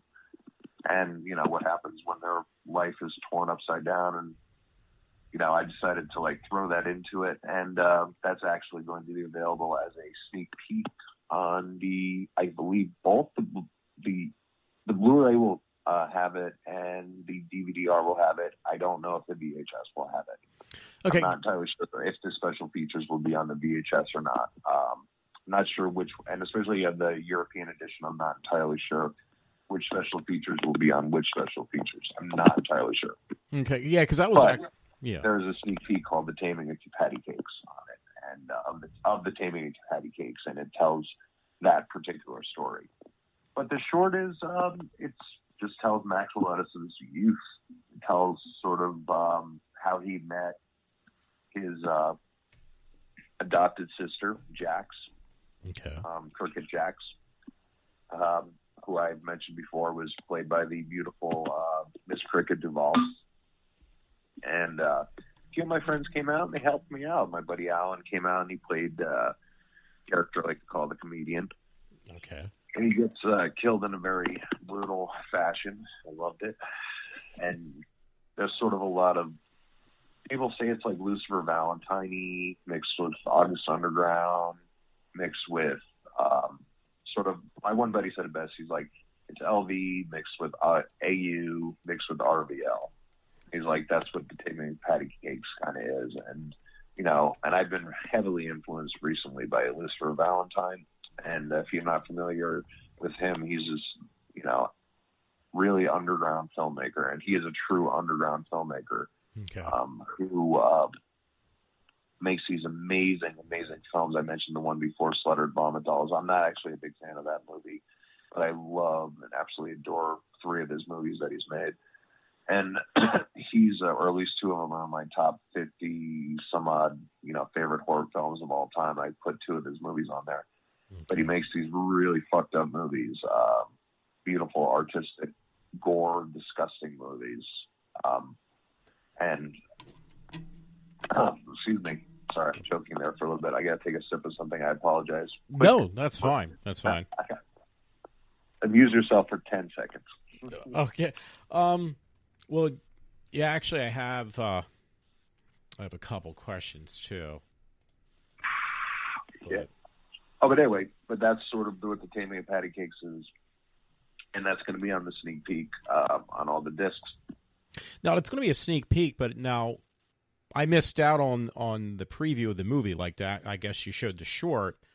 Now, yeah. Was that going to be released at some point that we can actually see, you know, the whole entire short? I have to finish it first. There's one more shot that needs to be done. There's one more shot, and I want my buddy to add a layer of sound over it. But okay, that should. And I'm just being very lazy and procrastinating.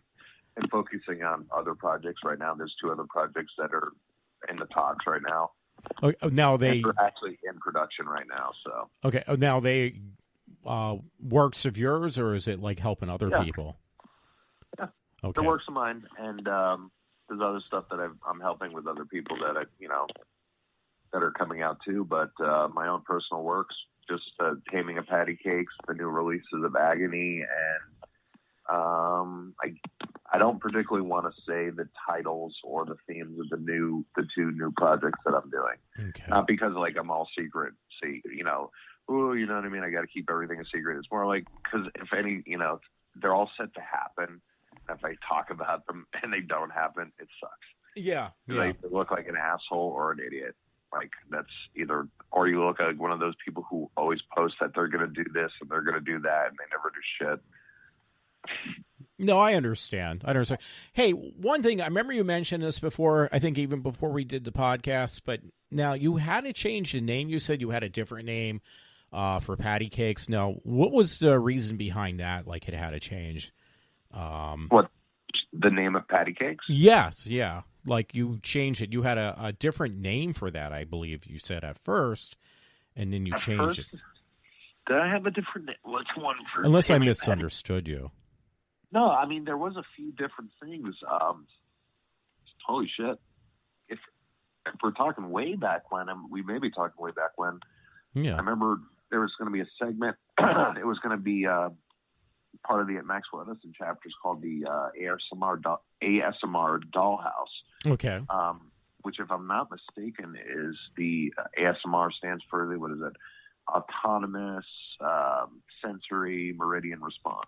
Okay. And it's insane, sort of like tingling sensation. It's like, you ever, like, somebody ever plays with the back of your hair, or like, you know, a girl like flicks with your hair, you know what I mean? Makes you all goosey and tingly. Yeah, yeah.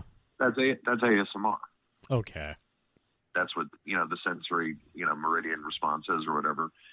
And, you know, it triggers that. Okay.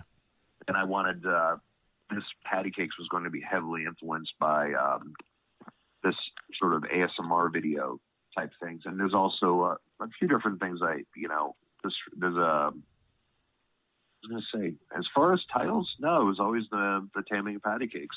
Okay, because maybe I misunderstood you. I thought there was something like you couldn't use that name. It could have been definitely at some point like something else. I remember at some point, I think like at some point I was going to call it Atrocity. Okay. Like I was going to call it, but that's what the sequel, the rest of Maxwell Edison's story will be told out in Atrocity if it ever gets told out. But I do plan on it. But like I said, that's a future project that's not in the immediate future like these two other projects. Okay. Hey, one thing, like with patty cakes, you said it's a short film. What is a short film for you? How long will that be if it's short? 15 minutes? Right now it's at 22 minutes. Oh, that's right, because you're still working on it, too. What's that? You're still working on it, too. You said you have one last scene to do for that short. Yeah, that's like 3 minutes long, maybe. Okay. So it'll be like under half an hour, though, which is a pretty good long time for a short film. I mean, that sounds pretty interesting. Now, you probably already mentioned this probably before to me, but to refresh my memory at least. Now, how did you come up with like the name of the character from Maxwell Edison, or his character? Was it like based upon horror movies, shorts you've seen, or other people's works? You came up with this character from Maxwell Edison. The character, like, where did he come from, basically? He comes from the dark recesses of my imagination, my psyche, my being, whatever you want to say. Okay. That's where Maxwell Edison comes from. But he's also, spawned from my love of, like I mentioned before, August Underground, the Poughkeepsie tapes, and sort of all these snuff characters. I'm not really the biggest fan, and that's actually funny. I'm pretty good friends with they're my dear friends. I'm like gonna say, well, I'm pretty good friends. My dear friends Fred and Shelby Vogel, who are like I've worked with in the past and are amazing people. They created the August Underground trilogy, and there's really no place to go with snuff after August Underground. Okay. And August Underground's mortem and August Underground's penance. Okay. There's really nowhere to go. You know what I mean? I've said it before, they're the Sir Edmund Hillary of found footage horror filmmakers. They have climbed Mount Everest. Go no higher. Okay. You can go no higher. And I was really heavily influenced by those, by Fred and Shelby. Not them personally, but like the whole experience of going to Cinema Wasteland and everything like that. They all inspired me to become this character. And I just always loved the Beatles song, Maxwell Silver Hammer. I remember thinking to myself, even as like a young age, like listening to this Beatles song, like, holy shit, you know what I mean? And it's my one friend Mel's daughter's Serenity, her favorite song is by the Beatles is Maxwell Silver Hammer, and I remember the song is so fucked up. It really is. It's about like a serial killer, this dude that goes around killing, for lack of a better term, killing bitches. Oh, wow. With little dashes over the ends. Okay, killing bitches. Well, I'm going to have to listen to that song now. I didn't realize that. It makes sense now with Maxwell being, part of the song of title for a song from the Beatles and stuff. Okay, that kind of fits into place, and that he was a serial killer. I did not know that. Basically when I was acting, mm-hmm.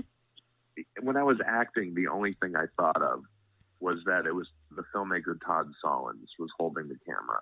Okay. And it was Todd Solondz making this snuff film. That's the only real inspiration that I took. And I would just, I never try to do the Maxwell voice like live or anything like that. All I ever try to do is just like do it when I need to do it. Like, but I have a way of getting into the Maxwell voice, and the actual Maxwell Edison voice really puts a strain on my vocal cords too, and my vocal cords are already horrible. Oh no! And, not even from singing or anything. I just have a weak voice. Yeah, as is evident in me constantly going like, yeah.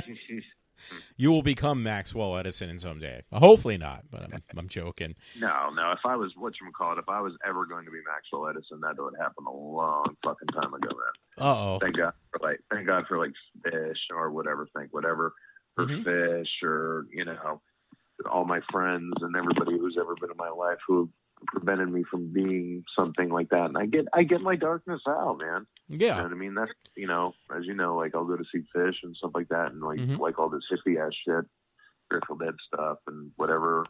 But also at the same time, you know what I mean? If you looked at my wall, you'd see like a weird selection of shit hanging on my wall. There's like a Fish poster. I'll just briefly show you, not show you, but tell you what's on there. It's like Texas Chainsaw Massacre, Taxi Driver, a Fish poster, a Disco Biscuits poster, the entirety of my horror collection, a whole bunch of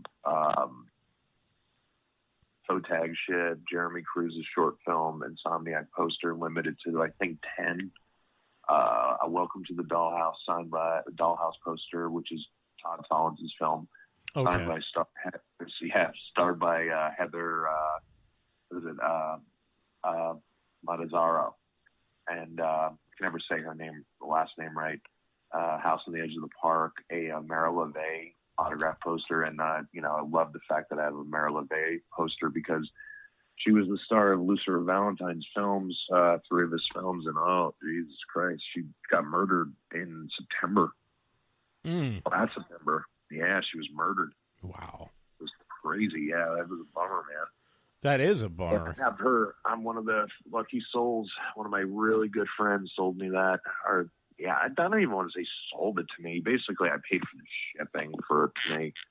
You know what I mean? Like that's basically what I did, and it's beautiful. And every time I look at it, it's just absolute gorgeous.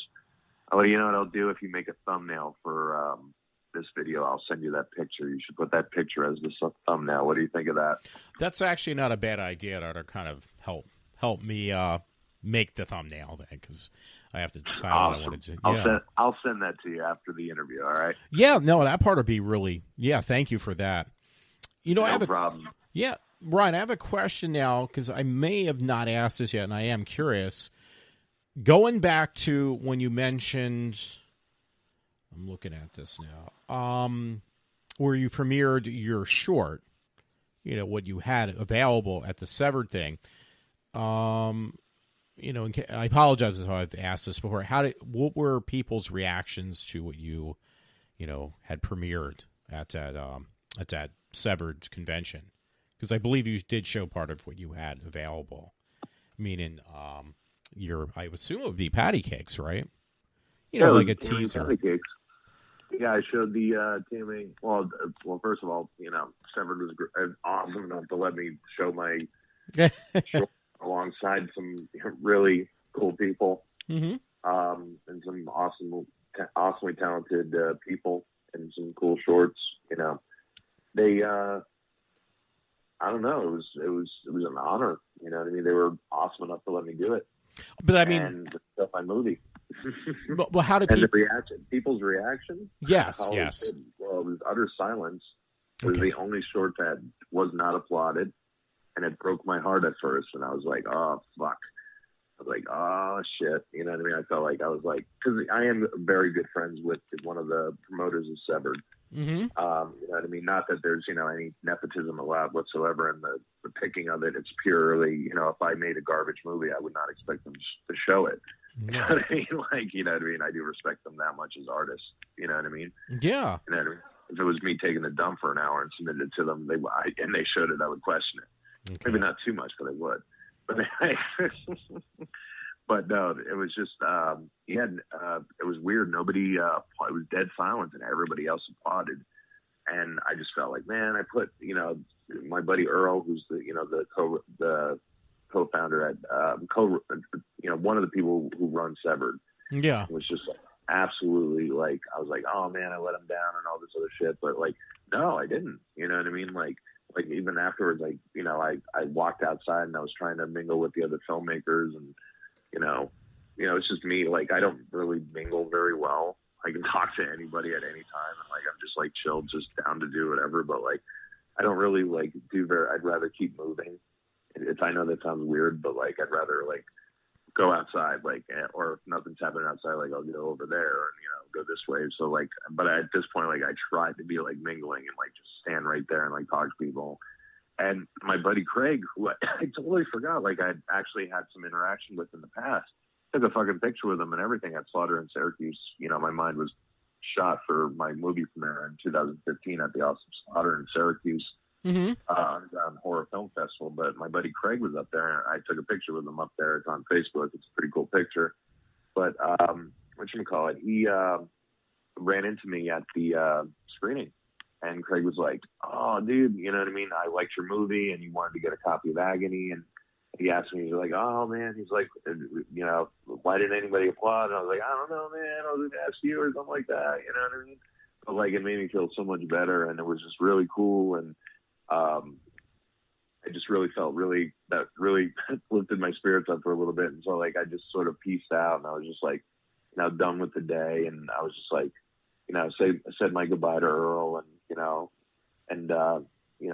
gave Mackenzie, my one great friend Mackenzie, a big hug, and peaced out. I was just like, had to take off. And went and hung out with my one buddy.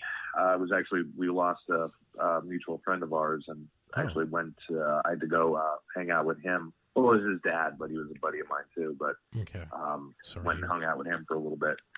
But it was an interesting day. And afterwards, some of the comments I heard about the short were, people groan when they were supposed to groan. I was alone on the balcony listening to it, and people chuckled when they were supposed to chuckle. And, it's just, I guess, like, when you end the movie the way I ended it, it's either people are going to love it or they're going to hate it. And I take the silence as like an extremely, like, most people have said since then, like, I killed the audience. And that's actually a direct quote from one of the people who's like there. No puns intended. Okay, that's cool. You know what I mean? That's fucking awesome. So many people. And now that like that's, I've told a few people that. A lot of people have heard that since, and I've told a few people that, and then a lot of people heard it from a few other people. But the word's out. And they want me to finish this fucking movie and a short film and release it. But then what I mean, I'm procrastinating because I'm working on these other projects. But Taming a Patty Cake should be available very shortly. And like I said, I was just an honor to be screened at the 10th anniversary Severed at the Sherman Theater in Strasbourg. It was awesome, man. I mean, that's really cool. Yeah, see, that's the thing. Some films, especially the films you do, they're darker, so I don't think you're going to exactly get people applauding them, but it's definitely going to, move them, because obviously Agony did for me, because it's a horror film. So, yeah, it's hard to know how people's reactions are, just because they, again, like you even said, just because they did not applaud does not mean they did not like it. Because it is a horror film. It's a dark film. Even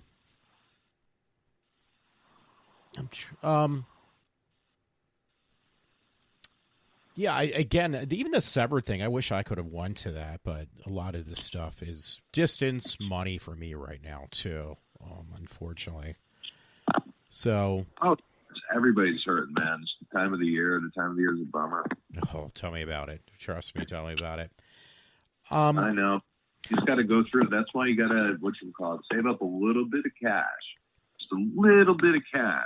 Get $25 together and buy Silent Night, Deadly Night when it comes out on Blu-ray.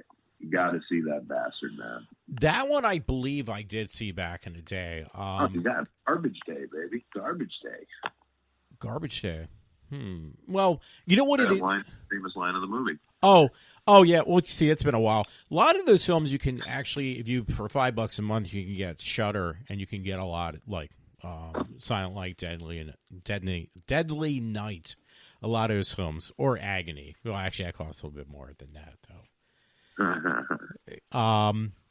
Which, by the way, going back to that real quick, I am very curious when they are available. Please send me the links to me and even Todd, because I know Todd was interested on the re-releases of your Agony, and if it has some footage of the patty cakes in her, I'm going to be all over that, like there's nobody's tomorrow. Trust me.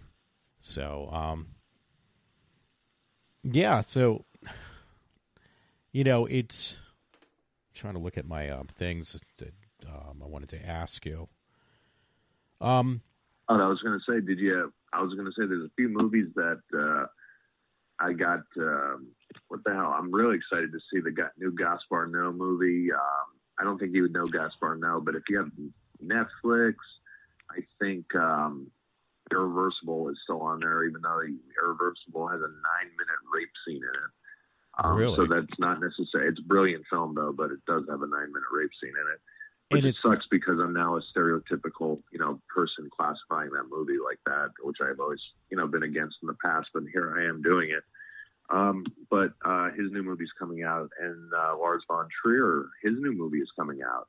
Mm-hmm. And Lars von Trier is just this, really awesome, weird filmmaker, very, egotistical. He claims he's the greatest filmmaker in the world, and he's made some good fucking movies, you know what I mean? I gotta admit, he's got some awesome talent, but, at the same time, he likes to run his mouth a little too much. And he's just a little egotistical bastard. But he made this serial killer movie, The House That Jack Built. And it's got stars Matt Dillon and Uma Thurman and a few other cats. And it's supposed to be, really ultra-violent, descent into hell, and I can't wait to see it. And the few of my friends who did say it said I would really enjoy it. And I think Lucifer Valentine is coming out with at least one or two movies. Fred Vogel's The Final Interview is starting to come out. The Final Interview is definitely that's going to be a good one. I don't know it's the Ohio premiere. Yes, they had the Pittsburgh premiere in last August. No, 2 Augusts ago, and then they showed it this past July in Ohio. Okay. Yeah, that sounds actually familiar, that last one you mentioned. Now, you were saying some of this stuff, or there was some films on Netflix, but even Netflix has their limitations, the rape scene and stuff. They actually do show things like that on there. So I think even Netflix has to say, we have to kind of regulate what we show, even though it's a streaming paid for service. Oh God, yeah. But that's the thing though. It's like when Stephen Biro put up Unearthed Films, when he got on to Netflix, he gave them Slaughtered Vomit Dolls and Philosophy of a Knife. Oh, like those two. That's how I first saw Slaughtered Vomit Dolls. I saw Regurgitated Sacrifice first, but Slaughtered Vomit Dolls was the first time I saw that was when it was on Netflix. Okay. And, yeah, I can't believe that movie was on Netflix. Like, it's like you watched a metaphilia fetish or satanic snuff, artistic, beautiful, grotesque, interesting, beyond beautiful masterpiece of what it is. And I actually am not a particular fan but it is what it is, and it is the birth of its own genre. Mm-hmm. There is a new genre, and there is an underground genre called vomit gore, and that's what Slaughtered Vomit Dolls produce. And even though I'm not the biggest vomit gore fan, I do love one of the entries in the genre. Well, maybe two of them, or I really like one of them, and one of them I adore. But yeah, you know what I mean? Slaughtered Vomit Dolls got on. That's why I first saw that, was on Netflix. See, I'm surprised because one thing that came to mind, it's a little bit with horror, but it was more based upon comics, was on Netflix, was that television program that they put directly on Netflix called Sabrina the Witch. And the guy who redid the graphic novels, they said, well, there were certain things the guy made in the graphic novels they could not reproduce on Netflix because it was just way too violent. And they said even Netflix had to say, you know what, you're not going to do this, kind of, in so many words or less. So that's why I was kind of surprised that they put horror movies on that are kind of like, okay, it's a little bit too much. We're going to need to kind of cut certain things out from the film. I'm surprised about that. Because they do have limitations, believe it or not. I did not know that. But when I read up on that one show, it's a new series that Netflix put on, I think, just this past year, a couple months ago, and they said, yeah, there were some things they could not reproduce for the show. Netflix would not allow it, basically, I guess. So, I mean, that's pretty impressive, though. They, you know, you don't, I mean, personally, I don't want to see anybody's film work get cut because it, you know, there was some type of regulation from somebody, because you're paying for that stuff too. You know, it's not like you are forced to watch it on Netflix. You know, you pay for that service. So, yeah, I'm gonna have to check that stuff out. Actually, I'm gonna put that on my list of things on Netflix to watch. Again, some of that stuff you can actually get on Shudder too. Even some of the more independent type film work. Because I know that, and Shudder's only, I think, $5 a month still. So, you know what? One of the questions that we came up with, and I'm not sure if I'm going to read this right, but I did have this. We might have already answered it, so I'll apologize in advance. But it was like, you know, just basically, could you tell me about the final interview? Oh, yeah, the final interview. Yeah, that's the president and, I guess you want to say, co-founder, co-captain, but he's the president of Toe Tag, but they're all like equal parts of the same, you know, body. Fred Vogel, dear friend of mine, his lovely wife Shelby Vogel, and they made this really stunning independent film. I mean, stunning for shot by, I'm not going to say amateurs. I'm going to say they were shot by at least professionals doing it very on fly and on the cheap. Doing it for the love of the script and for the love of Fred and Shelby. I certainly was there. I liked the script. Don't get me wrong. Like, I was excited to see the script and see a script unfold. You know, I was there for, I want to say 8 days. 8 days. Wow. Yeah, we shot at least, I think on the call sheet it was 10 or 11 days, and I was there 8 of the days. And yeah, it was you know, so it's cool to see that turn to the screen. And they had their premiere at the Nightmares Film Festival in Ohio, and I didn't get to go to that because actually I was going to see Fish, and I did not get the chance to go to that premiere because I had already had the tickets ordered, I believe. Okay. I believe that was the excuse I was going by at the time. Now I was actually going to see Fish, but yeah, they had their premiere, and supposedly it was, you know, it won the best picture, it won the best thriller category. You know what I mean? I'm not entirely sure what the attendance was like. There wasn't much interviews with like attendees or anything like that, but from the few Facebook posts I saw, everybody had a blast, and you know that it sounds like something I would want to go to. You know? Yeah, because now that I would be interested in. Now, did they release that then? That film they did, or that? No, it's just showing. It has not been released yet. They're still working. According to their last Facebook post, yeah, the final interview is currently in post-production, as in the film is done, it's ready, it's 100% ready to go, but they have to do like the behind the scenes, the making of, get the DVD ready for distribution. Okay. Now that's available. That probably would be, well, I could be wrong, but so please correct me, is Beneath the Underground, I guess. That would be where it would be available, like on...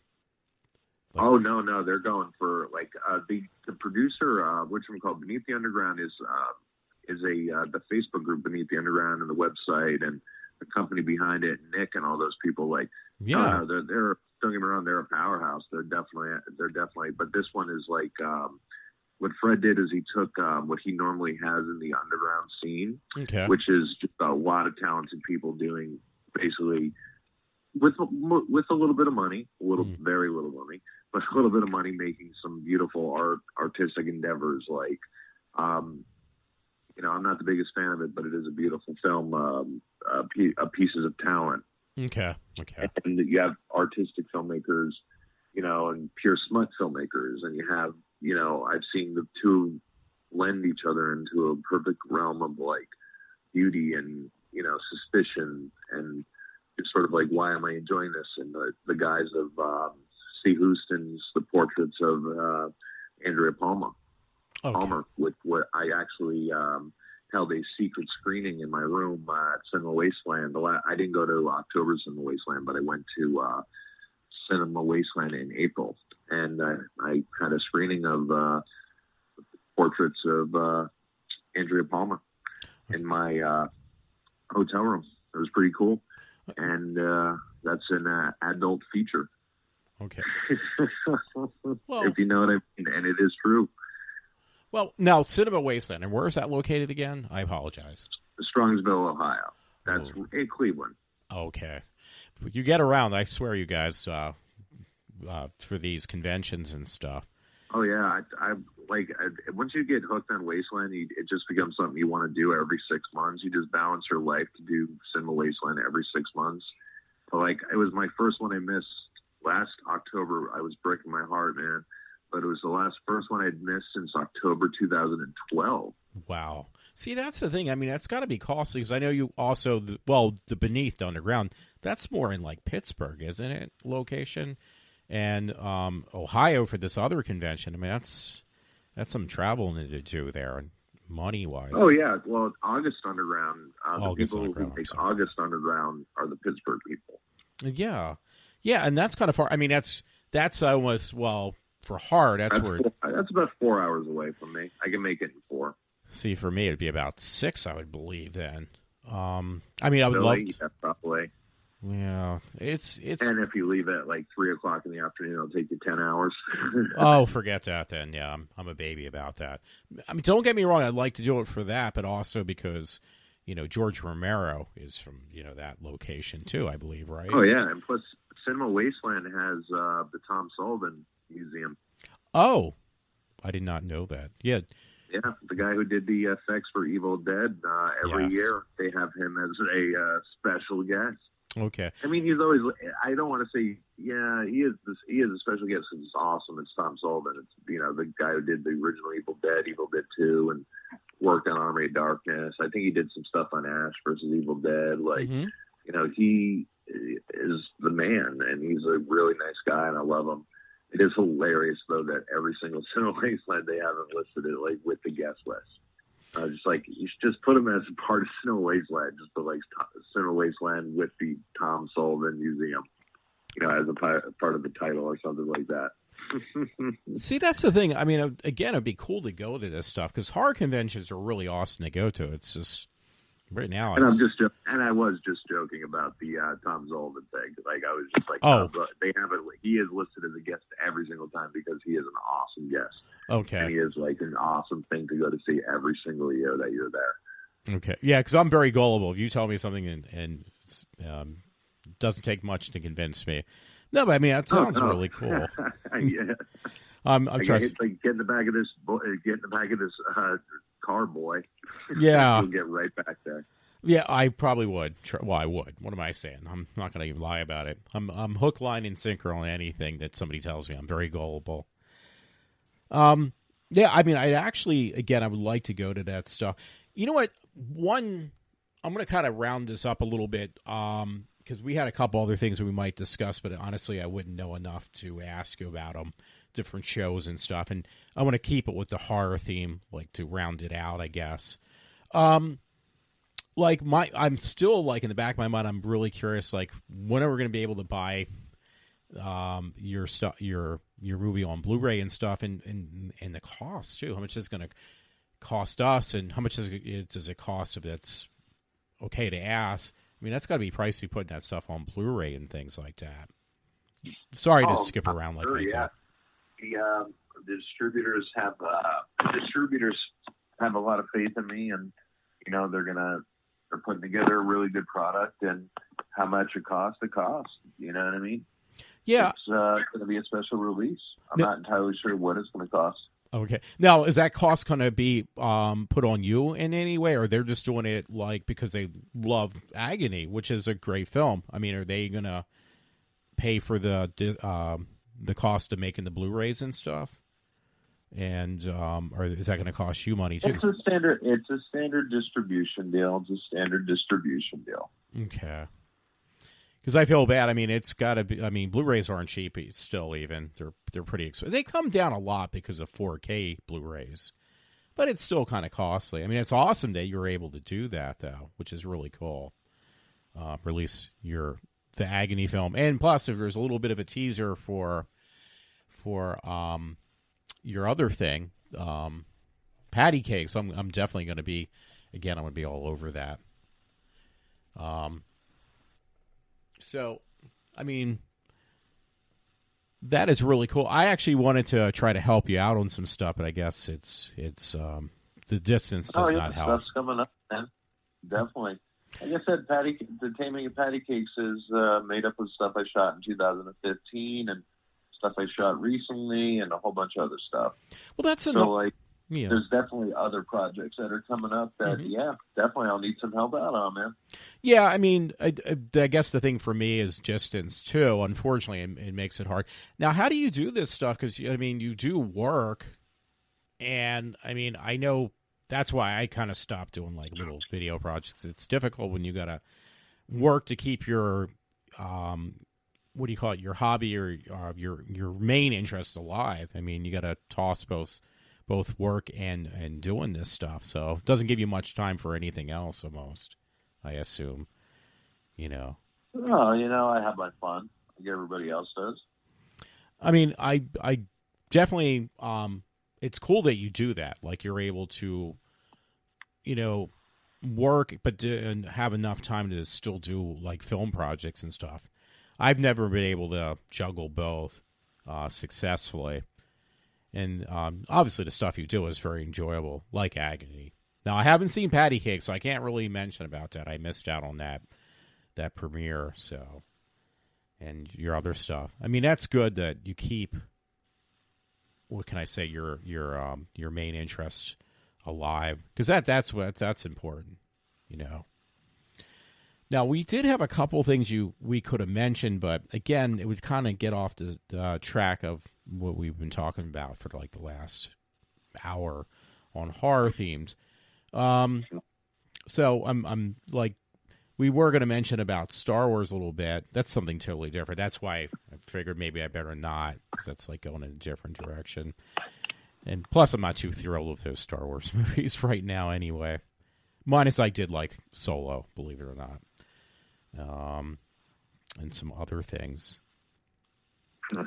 So, because I remember now the last time I had both you and Todd on, that was like the last podcast I actually spoken to you live in person, up close and personal, and you guys were talking about other things like Walking Dead, which honestly I haven't watched that since I think season 3. And The Lord of the Rings, they are great films, but they're so freaking long. I never really got through those. So, oh yeah, they're pretty long. Try the book. Yeah, I see. You mean those Bibles? No. Yeah. Like 3 Bibles. Yeah, unfortunately. Don't get me wrong. They're really good. It's just me. I am a horrible reader, and my attention span, I mean, little kids laugh at me with my attention span. So, I mean, yeah, I mean, I definitely want you to keep me posted what's going on with your film work, definitely. Oh, And dude, definitely, man. yeah, and your projects too. Solid. Yeah. Oh yeah, man. Um, Definitely gonna, like I said, it's gonna be an interesting couple of weeks coming up, couple of months. However long it takes to get everything ready, but hopefully the orders are up within a month. Or they'll be announced via Facebook or whatever. Hopefully within a month. I'm going to say probably maybe a little bit longer than that, but I'm shooting for a month. Now, and get some announcements made and roll with it. Okay, yeah, when you do that, if you don't mind, I'll keep an eye because I have you on the friends list from Facebook. If you don't mind, I'll just post it on my Facebook page or put it on my other social media sites if that's cool with you, and I'll let other people know. Go for it, dude. Thank you. Thank you for sharing. Thank you for the support. No, I mean, definitely, because I did like Agony. You got me curious. Mention him. I know I'm all over the place. So stepping back, even with that VHS tape I did buy, and I did buy the DVD. One thing I did like was the artwork, obviously, because the movie is the same on there. It's on VHS, but the artwork was the main thing why you buy like certain things. It's like when you buy an album, you buy the same song again or the same record because it's the jacket that kind of like appeals to you. Because it's aesthetically pleasing. Yeah, and it actually works. That's really where your money is going into. It's not necessarily that you're buying something because you, buying the same thing again for any other reason. It's like because of the artwork and stuff, which is the main selling point, because the film's still the same or the music's still the same if it's vinyl or something like that. So yeah, when that comes around, I know again, you already have two of your fan base people amongst many others that were ready to buy your stuff again in the new package and new format, actually, which would be really cool. And if there's special features too, man, because the other stuff, except for the Ultra video, had an intro by me. Yeah, that did have a special feature, but all the other releases had no special features on them. No, the first ones.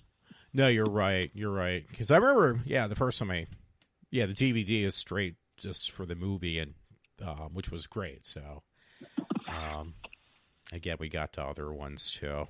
I'm gonna have my Ryan Logsdon collection. I don't have to make a spot. I'm going to have to move over some of my Doctor Who and the other paraphernalia and make room for that one now, which would be good. Be nice to get some of the material from the clothing too, but that's only in Europe though. The little remnants from not sure. Maybe you never know. Maybe it'll become available. A couple copies will be available for the United States. I'm not entirely sure, but as of right now, it is an exclusive European edition.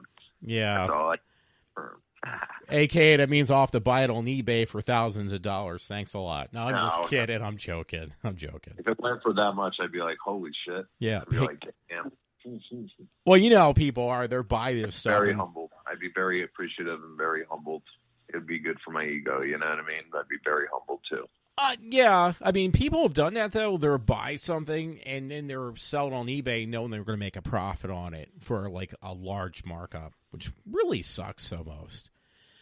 Yeah, I think I sold my buddy Tommy a copy of the Gateway Meat, the Carlos, the Gateway Meat, for, I don't know, I got rid of it. I think 50 shipped was what I asked for. And people are asking always for $100 for that movie. Really?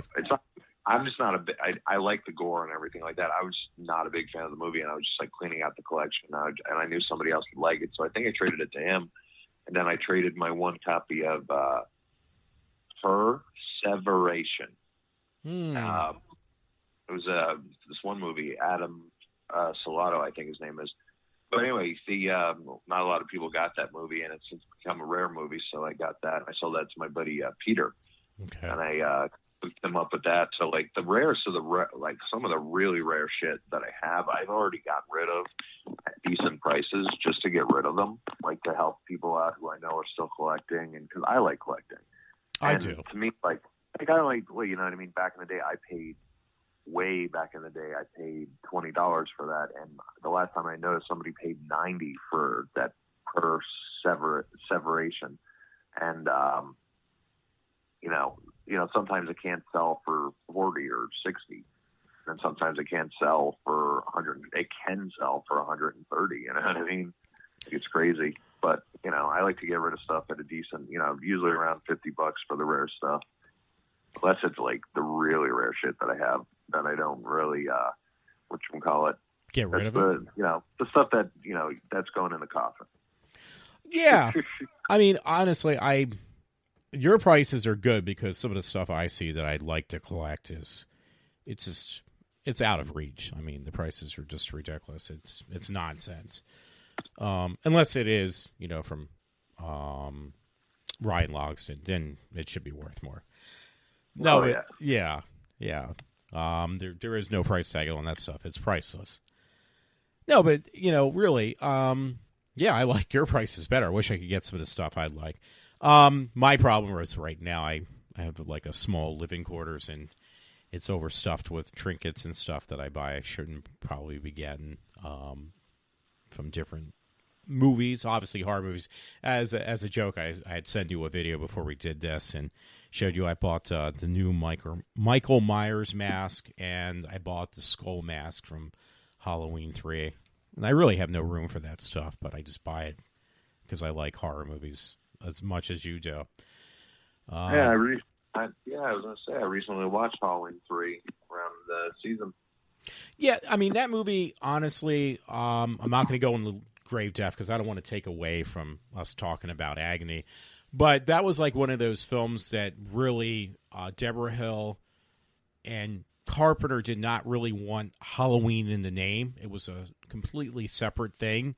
It was really meant just to be called Season of the Witch, but the people forking out the money for the movie, I guess, wanted Halloween in the name, so people would like automatically associate it with Halloween 1 and 2, but it had nothing to do with that at all.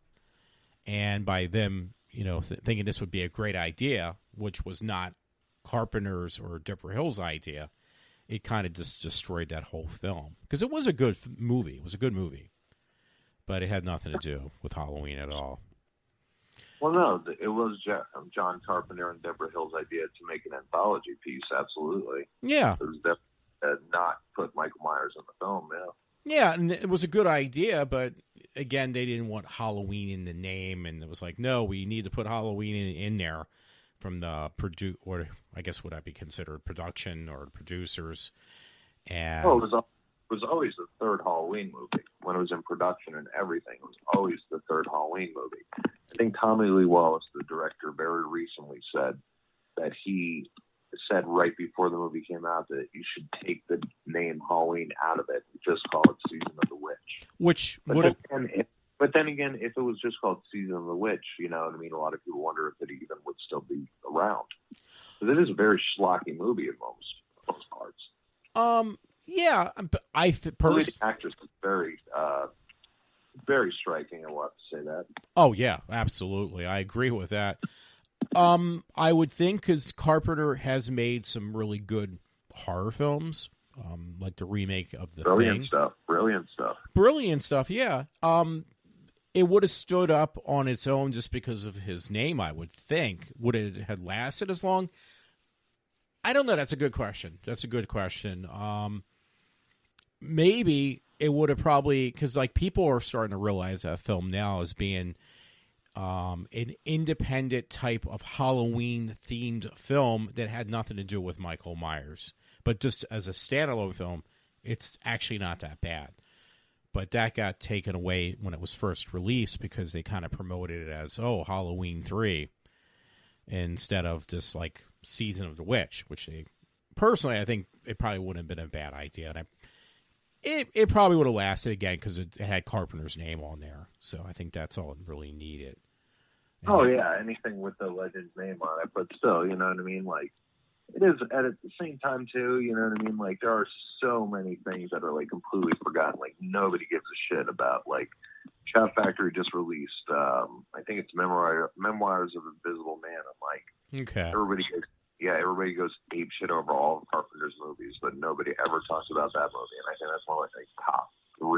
movies. Those are my favorites, like that, Escape from New York, The Fog. And I think the thing is probably number one.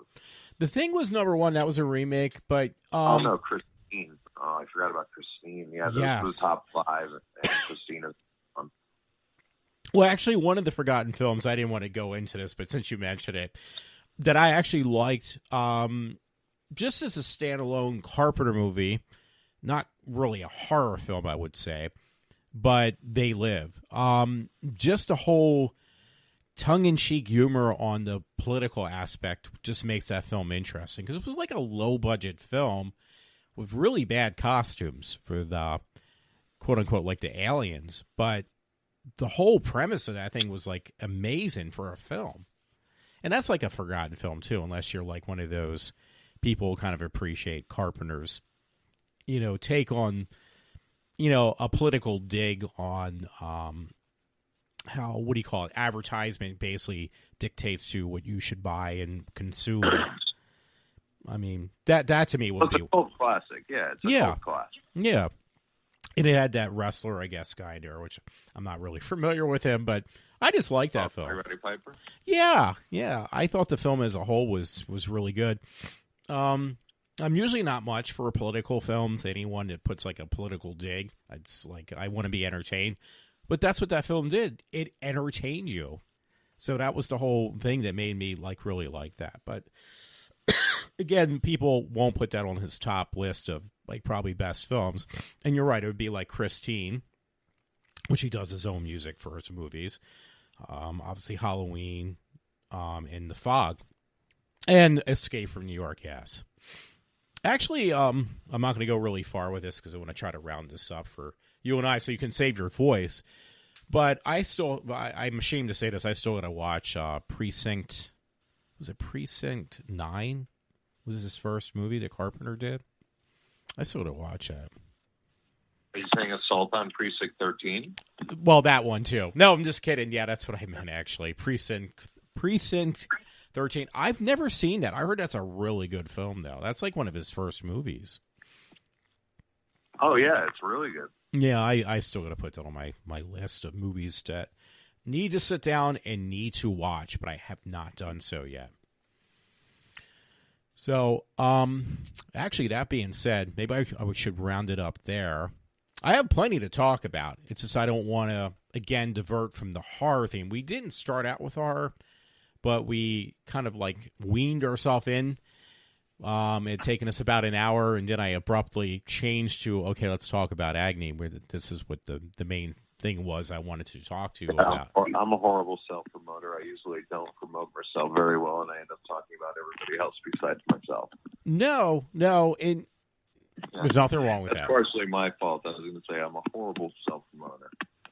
No, you're being modest, so that's good. That's good. And you need to make more films, which you are, and put them out there so I can buy them and watch other stuff besides these other films that I don't like to talk about. No. So anyway, yeah, I want to make sure you save your voice. Believe it or not, Ryan, we've been on for over 2 hours. Now, I know we've done podcasts for 3 hours. I'm not going to, because you're on a regular cell phone. So me, I got a headset on and a mic, so I don't have to worry about the phone. Oh, yeah, no, I was going to say, I actually have my timer, whatchamacallit. Yeah, we'll wrap it up shortly. I was going to say, yeah, definitely over 2 hours, man. Good talking. Oh, yeah, no, just definitely was good. Now, I feel bad for you because, again, I got a mic and a pair of headset on. Talking on the phone for 2 hours is like putting basically a frying pan next to your ear because it gets so hot. So I know how that is. And I'm not going to make you suffer. Your ear's probably like... probably red as a beet right now, I'm sure. Both of them. No. Oh yeah. Well, yeah, I can talk people's ears off too. That's a bad thing too. Oh no, that's a good thing, brother. That's a good thing. Whatchamacallit? Are you going to be around for New Year's? You coming around the area again, or what? What's up, man? You know what? I'd actually really want to. It'll just depend because right now, job I work at, it's a temp job, and what they do is. You go in, and I feel bad because I live right around the street corner from where I work. Other people are coming in from like Philadelphia for this job. And you come in, and then they say, "Oh, by the way, I have no idea what you said. What did you say you do?" The job I do right now, it's a temp job. And temp job, that part. And it's kind of like a glorified factory job. You're basically, but you're packing drugs. I don't know if I should mention a name. I don't think it would hurt. But the temp agency. Okay. Well, the temp agency is called People Search, People Share, something like that. They got me a job at this place called Almac. It's actually a pharmaceutical company of all places that's based out of Scotland or Ireland. So it's on that same piece of real estate where your movie's going to be released, on the British Isles. So they have some places over here where we pack the pharmaceutical drugs. Funny enough, I think some of these drugs are not like legal over here, so they go back over to Europe. So the thing is, I got the job as a temp because I didn't even know this place existed. It's like right around the street from my house. And, we got temp people coming in as temps from Philadelphia. I live in King of Prussia area. So I'm right around the corner. I'll go in that day. This is what happened last week. And they say, "Oh, yeah, we don't need any temps today." And they send people home. It's like, okay, so these people wasted their money coming from Philadelphia to come down here just to be told that they're not going to be working today. And that's happened like numerous times. So it really sucks. And during the holidays, we're going to have off for Christmas Day, Christmas Eve, and New Year's Eve and New Year's Day. Great. But then our money's going to be like next to nothing. Like last week I worked 12 hours. So the bottom line is going back to the Wilkes. Is it Wilkes-Barre or Wilkes-Barre? I can't pronounce. Barry. Oh, that's Wilkes-Barre. No, it's Bar, whatever you want to say. I say Wilkes-Barre. Wilkes-Barre. Complicated name for Walter to say. Well, of course, everything's complicated. Even the word "I" is too complicated. But before it was not a problem for like me to get a hotel room, spend a couple days because I love coming up to see, hang out with you. You show me around, and also obviously Todd Thomas, you guys, because you know that area. But the thing is, it's just the money, I guess. It's the part that's hurt me right now. Otherwise, I would say, woohoo, I'll be right up there. So, as far as for New Year's, that'd be cool, awesome, because I know we've done that before, you, myself, and Todd, but I'll definitely have to see on the money situation thing. So I don't want to make any definite promises. Because then you can introduce me to Maxwell Edison. I heard he's a very nice man. Oh, he's a blast, man. He's a blast. Yes. And if he tells me to step into a room with me, him, and himself, I probably should not do that, probably. It would not be advisable. No, dude. Oh, what you would call it, brother? No, to wrap it up, man, that's what you call it. Definitely thank you so much, Walter, and everybody, keep listening to the iWalter podcast, and thank you so much to Old School Video for the exclusive European editions of Agony that are coming out. And a big thank you to PS Films Video, who are putting out Agony on Blu-ray. Sorry, I messed that one up. No. I was going to say, and thank you to PS Films Video. And a big thank you to everybody for listening. And I'm going to let you, Walt. You can take us home, man. All righty. Well, Ryan, again, I appreciate you reaching out to me, and I appreciate you doing this podcast for me because, honestly, sometimes I don't have much to say. And when I do say stuff, it's usually complaining. People can only hear so much about that. So, yeah, I thank you for reaching out and doing this podcast. And everyone... My brother, thank you for having me, man. Oh, yeah. And, well, I want people to buy your stuff, too, because I want to see you make some more things, more movies, more shorts. And nice. Much love, brother. Much love. Oh, yeah. And your stuff is awesome. So, once again, Ryan, thank you for having me and stuff. I'm going to try to buy those European ones, too, if I could. If I can, I will. Nice. Yeah. Thank you, dude. No, Brian, thank you again. And I'm going to wrap this up. Thanks, everyone who will listen to this. And you are listening to, well, first off, my guest, Ryan Logsdon. And this is Walter from the iWalter Show. And yes, we are signing off for now. Have a good night, everyone.